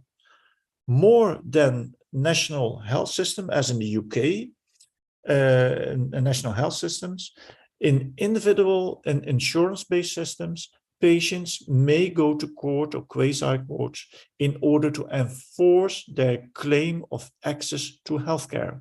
So if it is not available or not available in a timely manner, then their claims are more successful at the courts in order to realize their right to healthcare. And that can be quite frustrating for politicians and decision makers, but that is particularly the result of a health insurance system. So if you cannot access it, you may go to court, but clearly there are certain barriers in the accessibility of courts. It is costly, and it can be extremely long waiting times. So there can be very practical barriers in order to realize. That is also the situation. I hope that is a start of an answer to the first question. If I continue with the second question, challenge solution, increase population, but that is also a very important one. I mentioned deliberate population participation as one of the conditions set in the general comment. So the population should be involved in decision making. That means first and all at macro level. So it should be that could be, for instance, what we see in some countries by organizing patient balance or a public debate. Take the example of the immunotherapies. Politicians can decide it, to exclude it, and ultimately they have to decide what is included or excluded, but they should consult patients, they should consult doctors, health professionals, and also clearly the pharmaceutical companies. But some kind of participation, and how you organize it, that's up to the countries themselves, but patient panels and providing examples of what should you decide when you have a limited budget. Should you invest it on public health, which can be very effective and relatively cheap, or should we go for the latest immunotherapy? Well, what will the general public decide? Most of them clearly will decide on public health because that's so effective and necessary. But when you ask it an individual cancer patient, of course he will mention, or at least in most cases, it is likely that he or she will decide, well, immunotherapy, which is quite legitimate because you want the best treatment for yourself. But from a public level, we can say, well, it is sad, but we simply cannot afford it. So from the public perspective, we should make very difficult and hard decisions, excluding immunotherapies. This kind of discussions you can have at local level, and ultimately politicians have to decide what should be included. And patient participation, second part of it, also includes the phenomenon of so-called shared decision making. I'm not sure that is also familiar to you, but shared decision making is that in the individual doctor-patient relationship, it is both the patient and the medical doctor. Yes, the medical doctor provides the information, but ultimately, ideally, it is a decision made, what kind of treatment, how far do we go, in consultation and a joint decision making. So that requires up-to-date information by the health professional to the individual patient. Then there is truly informed consent. And that is also an aspect of patient participation in health decision making. And to answer the second question, the third one, let me see, the possibility of telemedicine, e-health in Indonesia. Stable conditions. Yes, also a very interesting. First of all, I'm unaware about the status of e-health and telemedicine in Indonesia. But I can imagine, as said, it is a phenomenon. It is potentially a very effective instrument when it is working, when it is available. It could help individual doctor-patient relationship, but also public health. It could contribute in follow-up, particularly in follow-up decision-making for chronic care. Then it can be very easily by online consultations. If there is still a need for physical investigations, clearly you have to go to the doctor for a physical consultation. But in addition, and also, yes, particularly in addition to existing consultations, it could be of help, particularly again for chronically ill, but not exclusively for chronically ill. For patients who are unaware about a situation and are asking what is my situation. And when they are, for instance, on an island, and when there's a Wi-Fi available, of course, connection, then they can consult the specialist on the other island. And in case of that, also for psychiatric patients, for continued consultations with the psychiatrist, which is not available locally, then it can be definitely improve the accessibility of healthcare. But we still have to be aware the illiteracy of internet and computer illiteracy, particularly for elderly generations. So this has also a risk of discriminatory element, that elderly are unwilling to use and unable to use the internet and e-health consultations. So that is something you have to also be aware of. Is that an answer to the last question? Okay, Professor, thank you for the answer. And for Mrs. Chris, Risma, and Mohammed, is there any feedback you would like to say? Okay, if not, then we could continue to the next questions. We still have time, so I would like to have another 3 questions, Professor, if that's okay. So, well, I didn't answer, sorry to interrupt, I didn't answer the one of the last questions I saw about the e-health, about the legal perspective. Clearly, this is an issue. It should be regulated by law. So introducing e-health, introducing telemonitoring. And what I said, that can be done at national level in your national legislation. But at the same time, when you introduce these innovations, you should take care of the individual patient rights, about privacy should be respected, how is confidentiality being protected, unauthorized access. These require therefore also secondary rules, and not only the rules, but the professional standards, which I assume they are also already available in Indonesia, about how should we use it. Should we, for instance, very concrete, should we use WhatsApp consultations or not?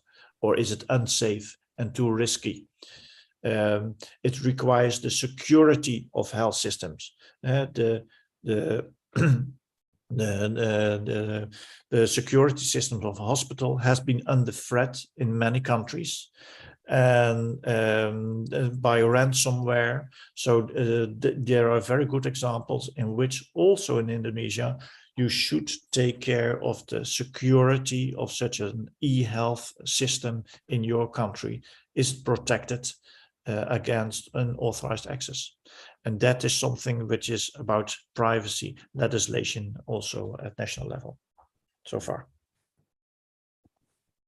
Okay, thank you, Professor, for the answer. So we can move to the next questions, perhaps. I have 3 questions. I would like to remove this into the PPT.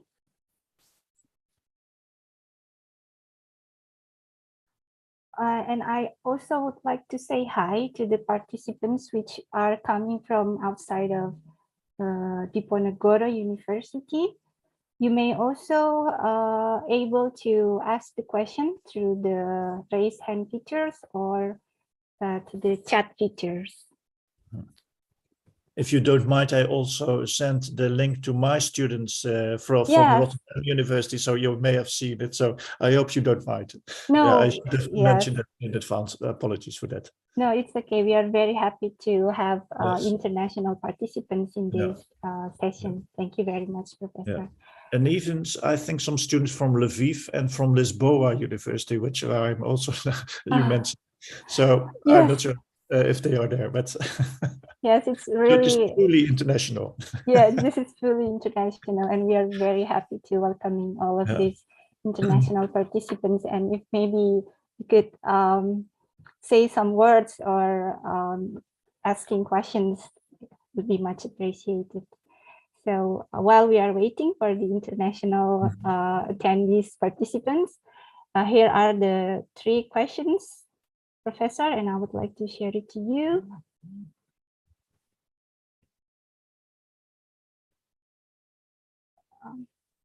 Okay. So the first question is from Benedicta. Prof. Andre, we are all aware that health security plays an important role to ensure human security.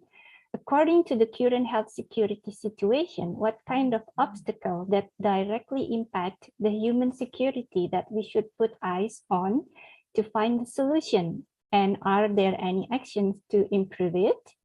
And the second question is from Meilia. Prof. Andre, as we know, many global issues are happening right now and have made a global security crisis and affected the public health.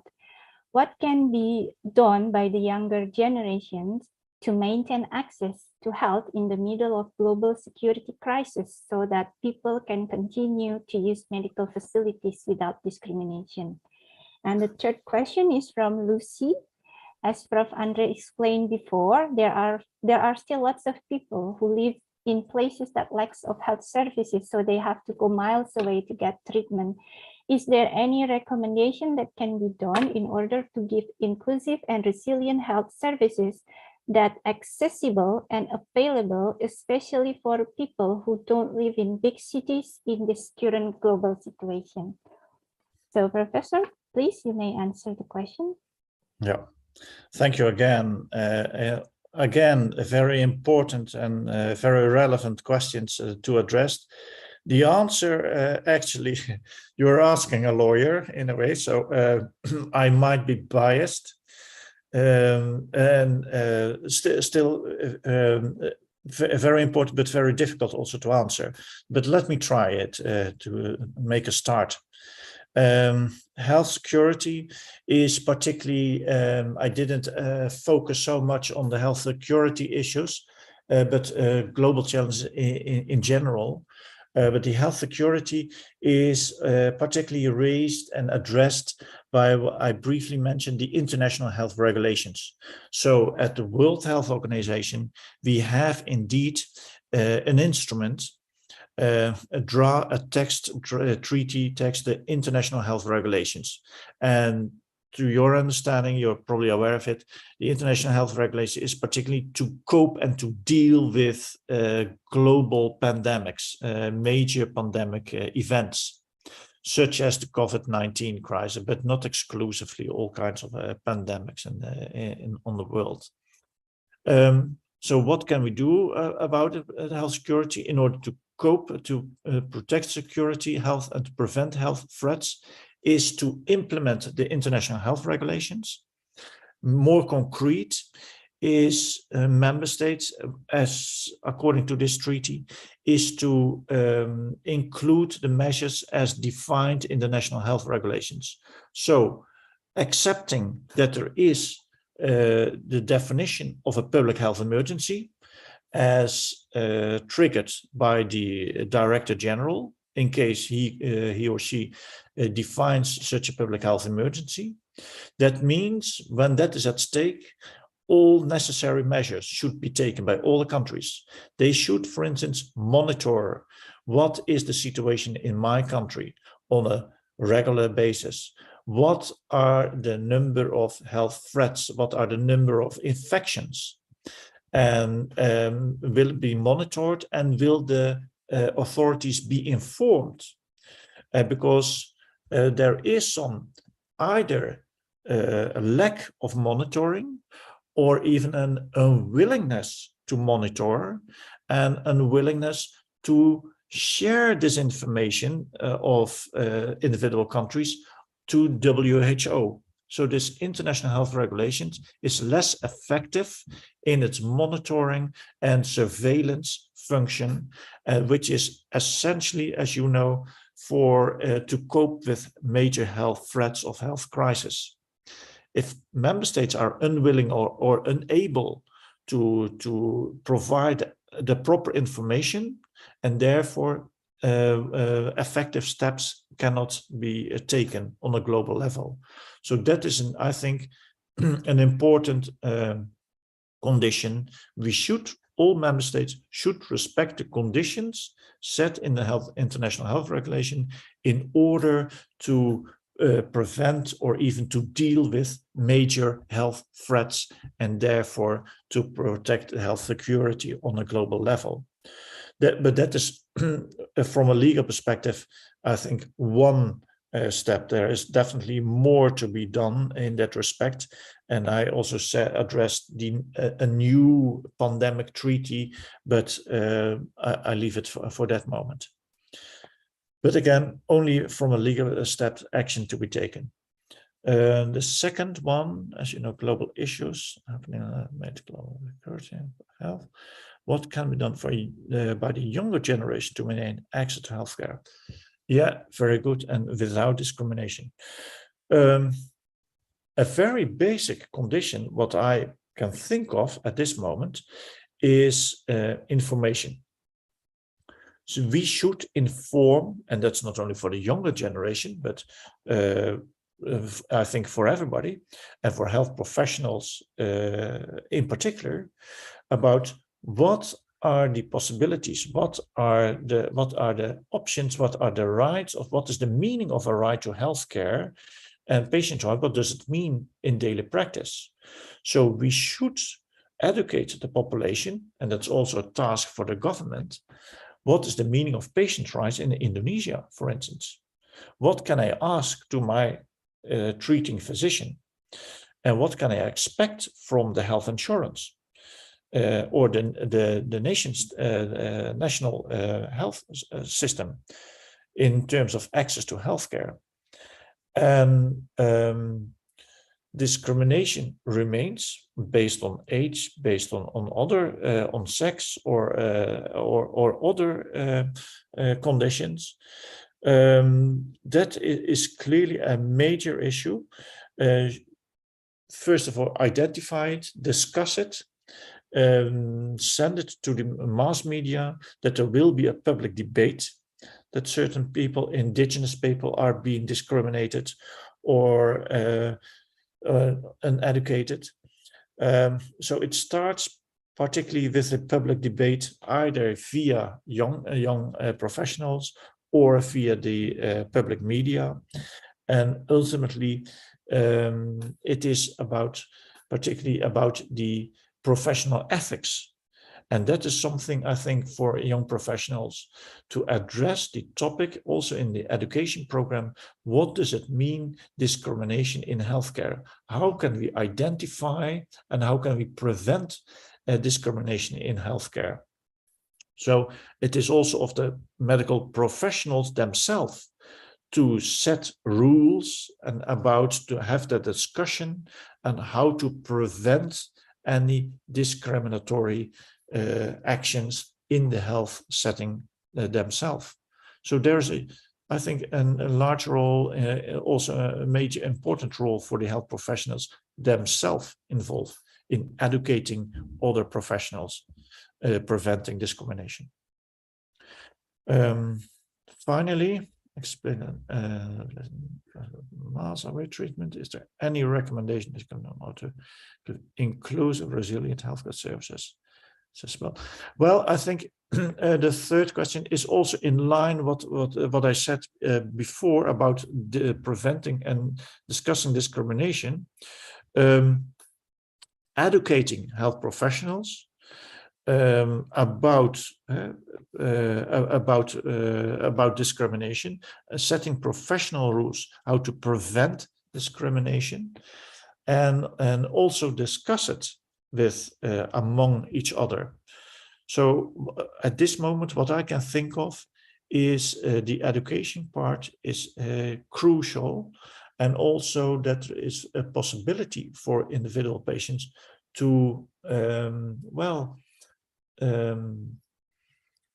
kind of an authority where they can discuss it and inform the authorities that they have been discriminated and therefore denied of healthcare access, for instance.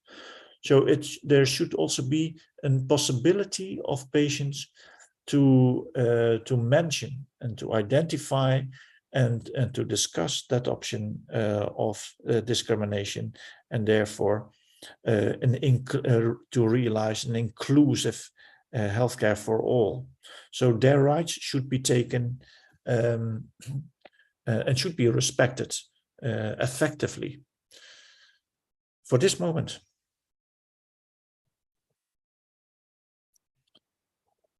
Thank you.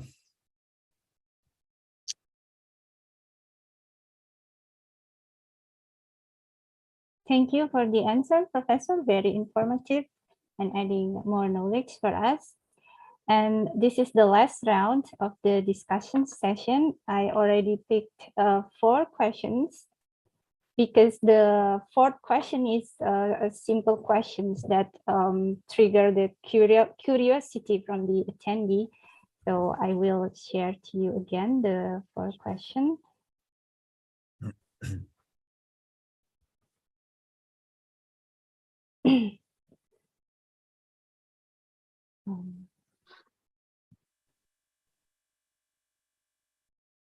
Yes, this is the one. So we have question from Bunga.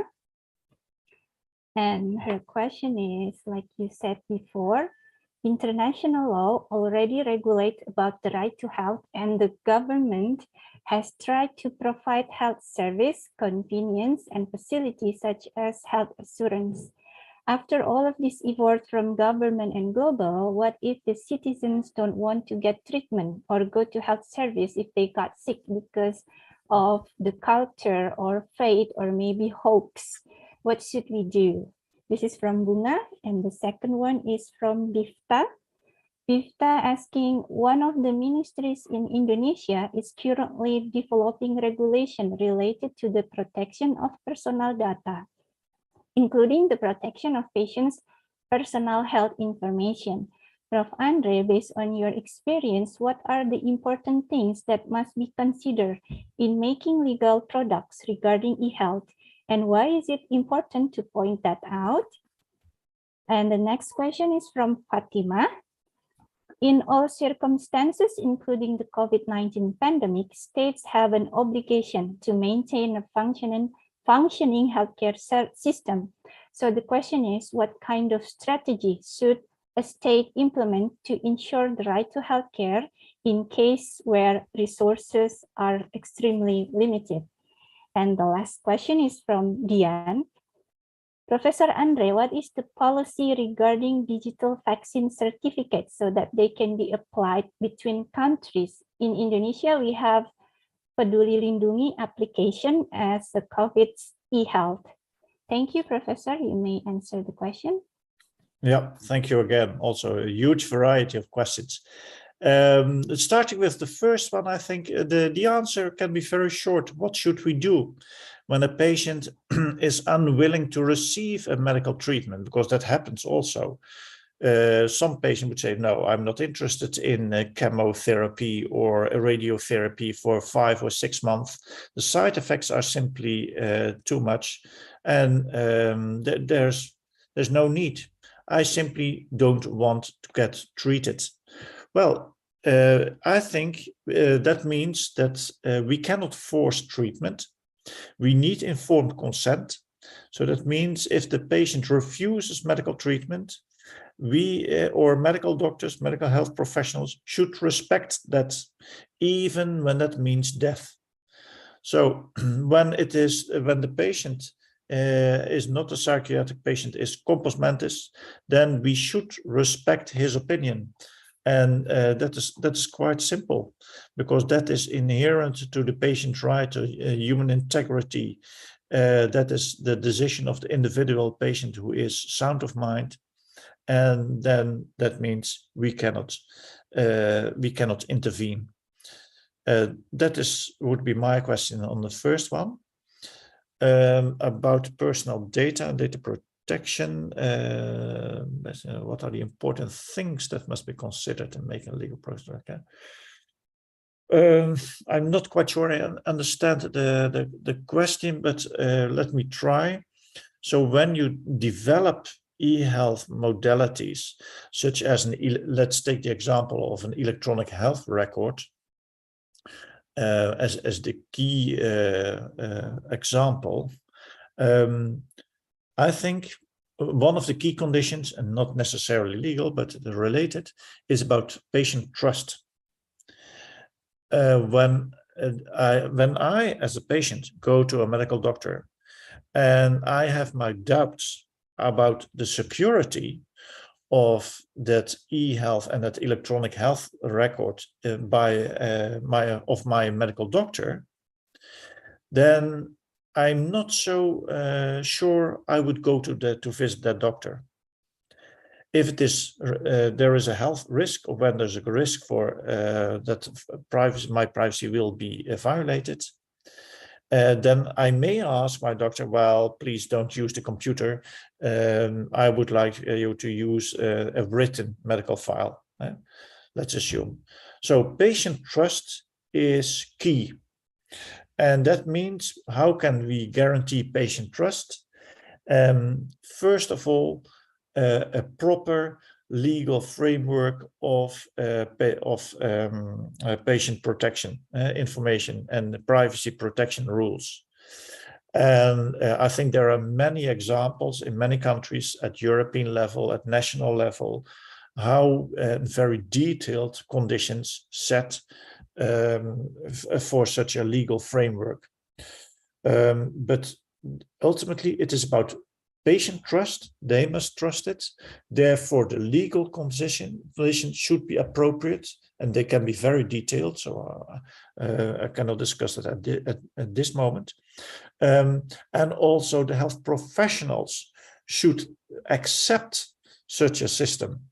So we can introduce it, but again, when the professionals do not trust it, then it will be a failure, I guess.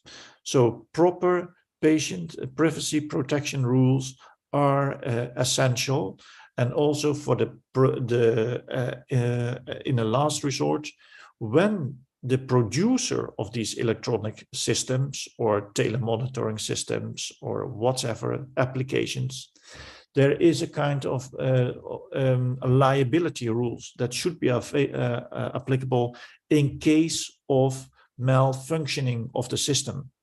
So setting liability rules as a last resort step is also an important condition in order to protect the patient safety and in order to protect the patient's trust in such systems in case it went wrong.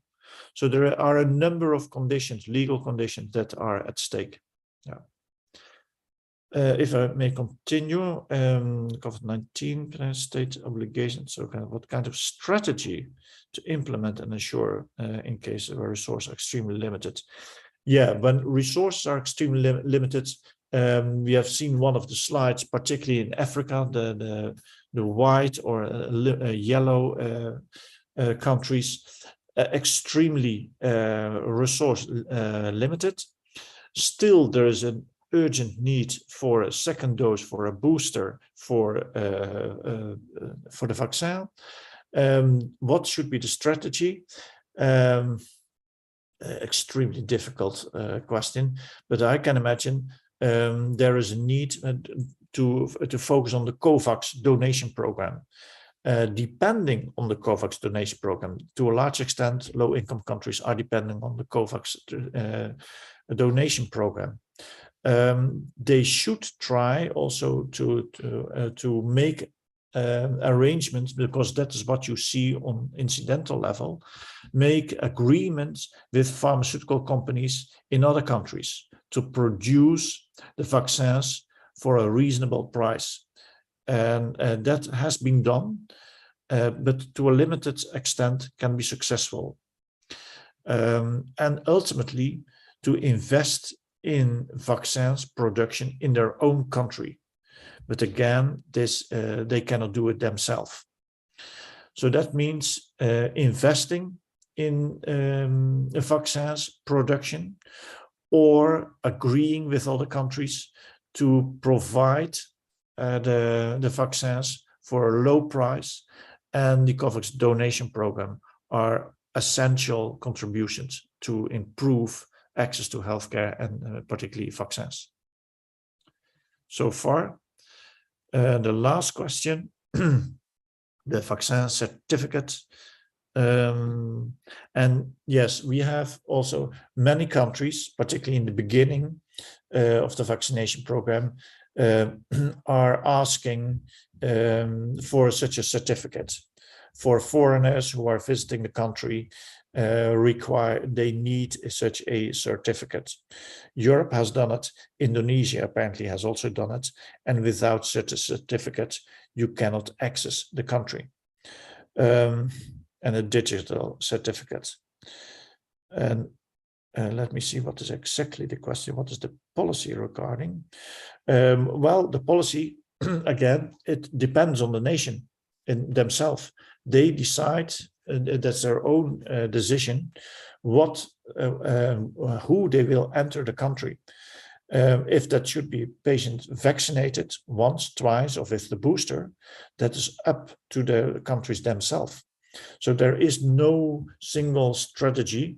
That is something, depends on the risks, depends on the facilities in the country. So there is huge diversity, but we see, for instance, at European Union level, that there have been some measures, some harmonizing measures in order to introduce such a certificate, and which you can show at the border and the customs office, and then you are allowed to. But again, that is just one example, and it remains an exclusive national affair so far. Thank you. Thank you, Professor, for the answer. So thank you very much for Professor Andre and all the active participants for the interesting discussion session. We finally come to the end of the session. Before I close the session, I would like to take the conclusion. It is important for all of us to continue to respect and protect the right to health for all in the midst of this uncertain and threatening global security condition. There are several key challenges that we need to highlight in terms of fulfilling the right to health, including equitable access to vaccines in relation to COVID-19 as a pandemic, prioritizing ICU services, fulfilling affordable medicines, and also the e-health utilization. In global measures, some challenges will definitely be faced, but in each of all the obstacles, there is always the solution within the applicable international legal framework as guidelines related to health issues. However, it is still necessary to develop legal provisions to regulate and ensure high access to the right to health services for all people of the world, which is affordable and without discrimination. For countries that have ratified treaty or conventions related to the right to health, especially Indonesia and Netherlands, it is recommended to continue supporting the provision of equal access to basic health service for all the people, which should be realized in the form of appropriate policies and implementations. Protecting and respecting the right of healthcare is a shared responsibility of countries in the world and all relevant parties, including, among others, officials, health workers, and all communities. So, Professor Andre, would you like to say some comments or words for us to wrap up the session?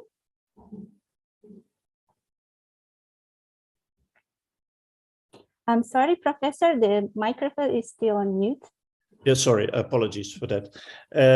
First of all, apologies for my extensive presentation. I'm talking too much, but when you mentioned equal access, definitely as a key principle, I fully agree with that.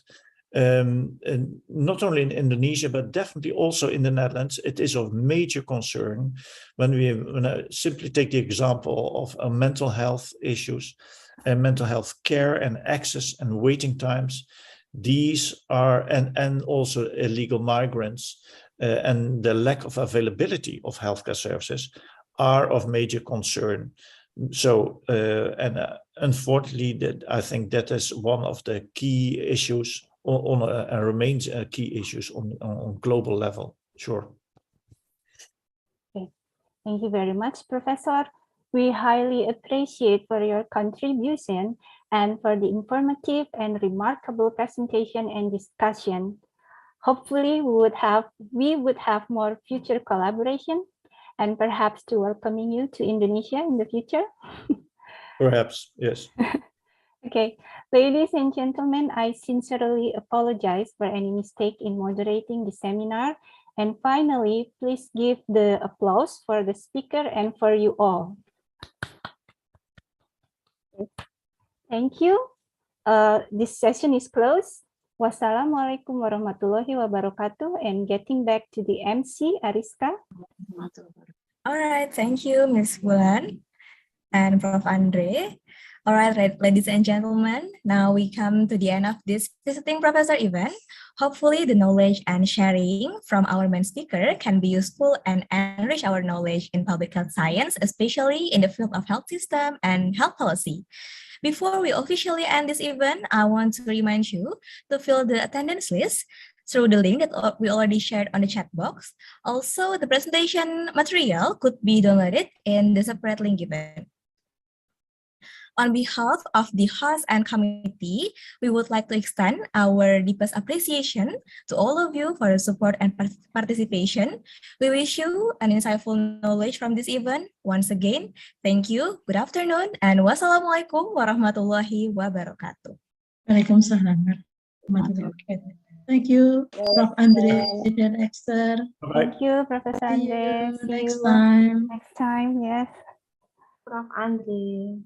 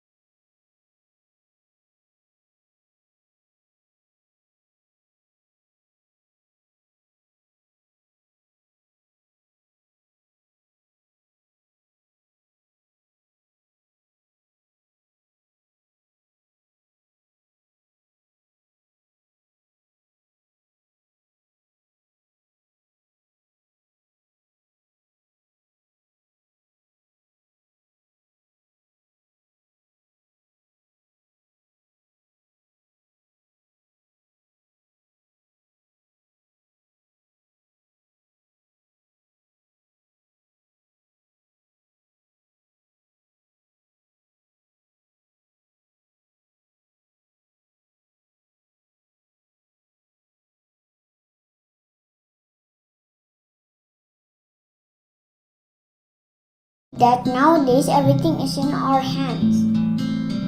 Food, money, and even health facilities.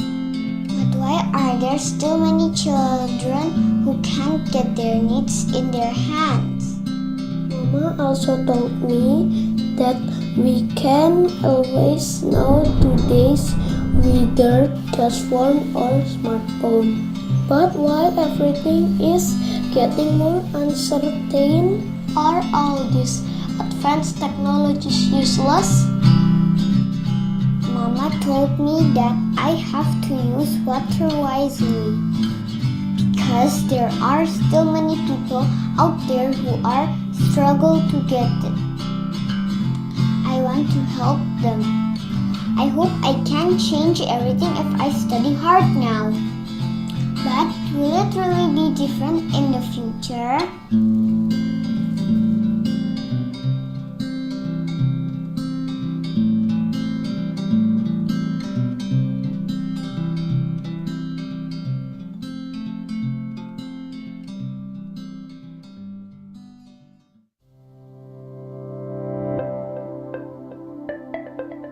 Universitas Diponegoro is one of the leading universities committed to developing a green and sustainable campus in Indonesia. In a broader vision, we also committed to being part of the world to accelerate in achieving the Sustainable Development Goals in 2030. And here is a small example of what we do. We established the SDG Center that serves as a focal point to redefine, sharpen, and continuously increase the university's effort and commitment to environmental sustainability and development. We built our campus infrastructure with green and sustainable concept, with smart buildings and renewable energy investment, along with green open space here and there, as well as promoting a sustainable way of living. We have included the SDGs knowledge in the relevant courses in every study program. We also encourage all the units to extend the relevancy of the SDGs, not only for the formal education or teaching, but also in the other academic activities. We invested almost 82 billion Indonesian rupiah for research, including research on COVID-19, health technology, sustainable farming, renewable energy, to gender equity and culture preservation. We invested more than 19 billion Indonesian rupiah to support more than 200 programs conducted by students and faculty staff on community development all over Indonesia. In 2021, we joined the SDSN Network, which is a global network to promote practical solutions for sustainable development.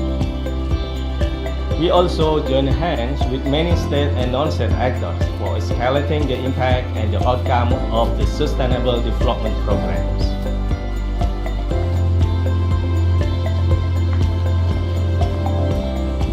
We continuously promote the sustainable concept in various platforms.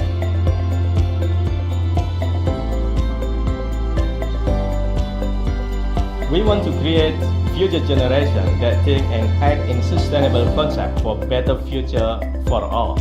And there is no one left behind. Join us here at Universitas Diponegoro to create a better for all right now and in the future. Act responsibly, think sustainably.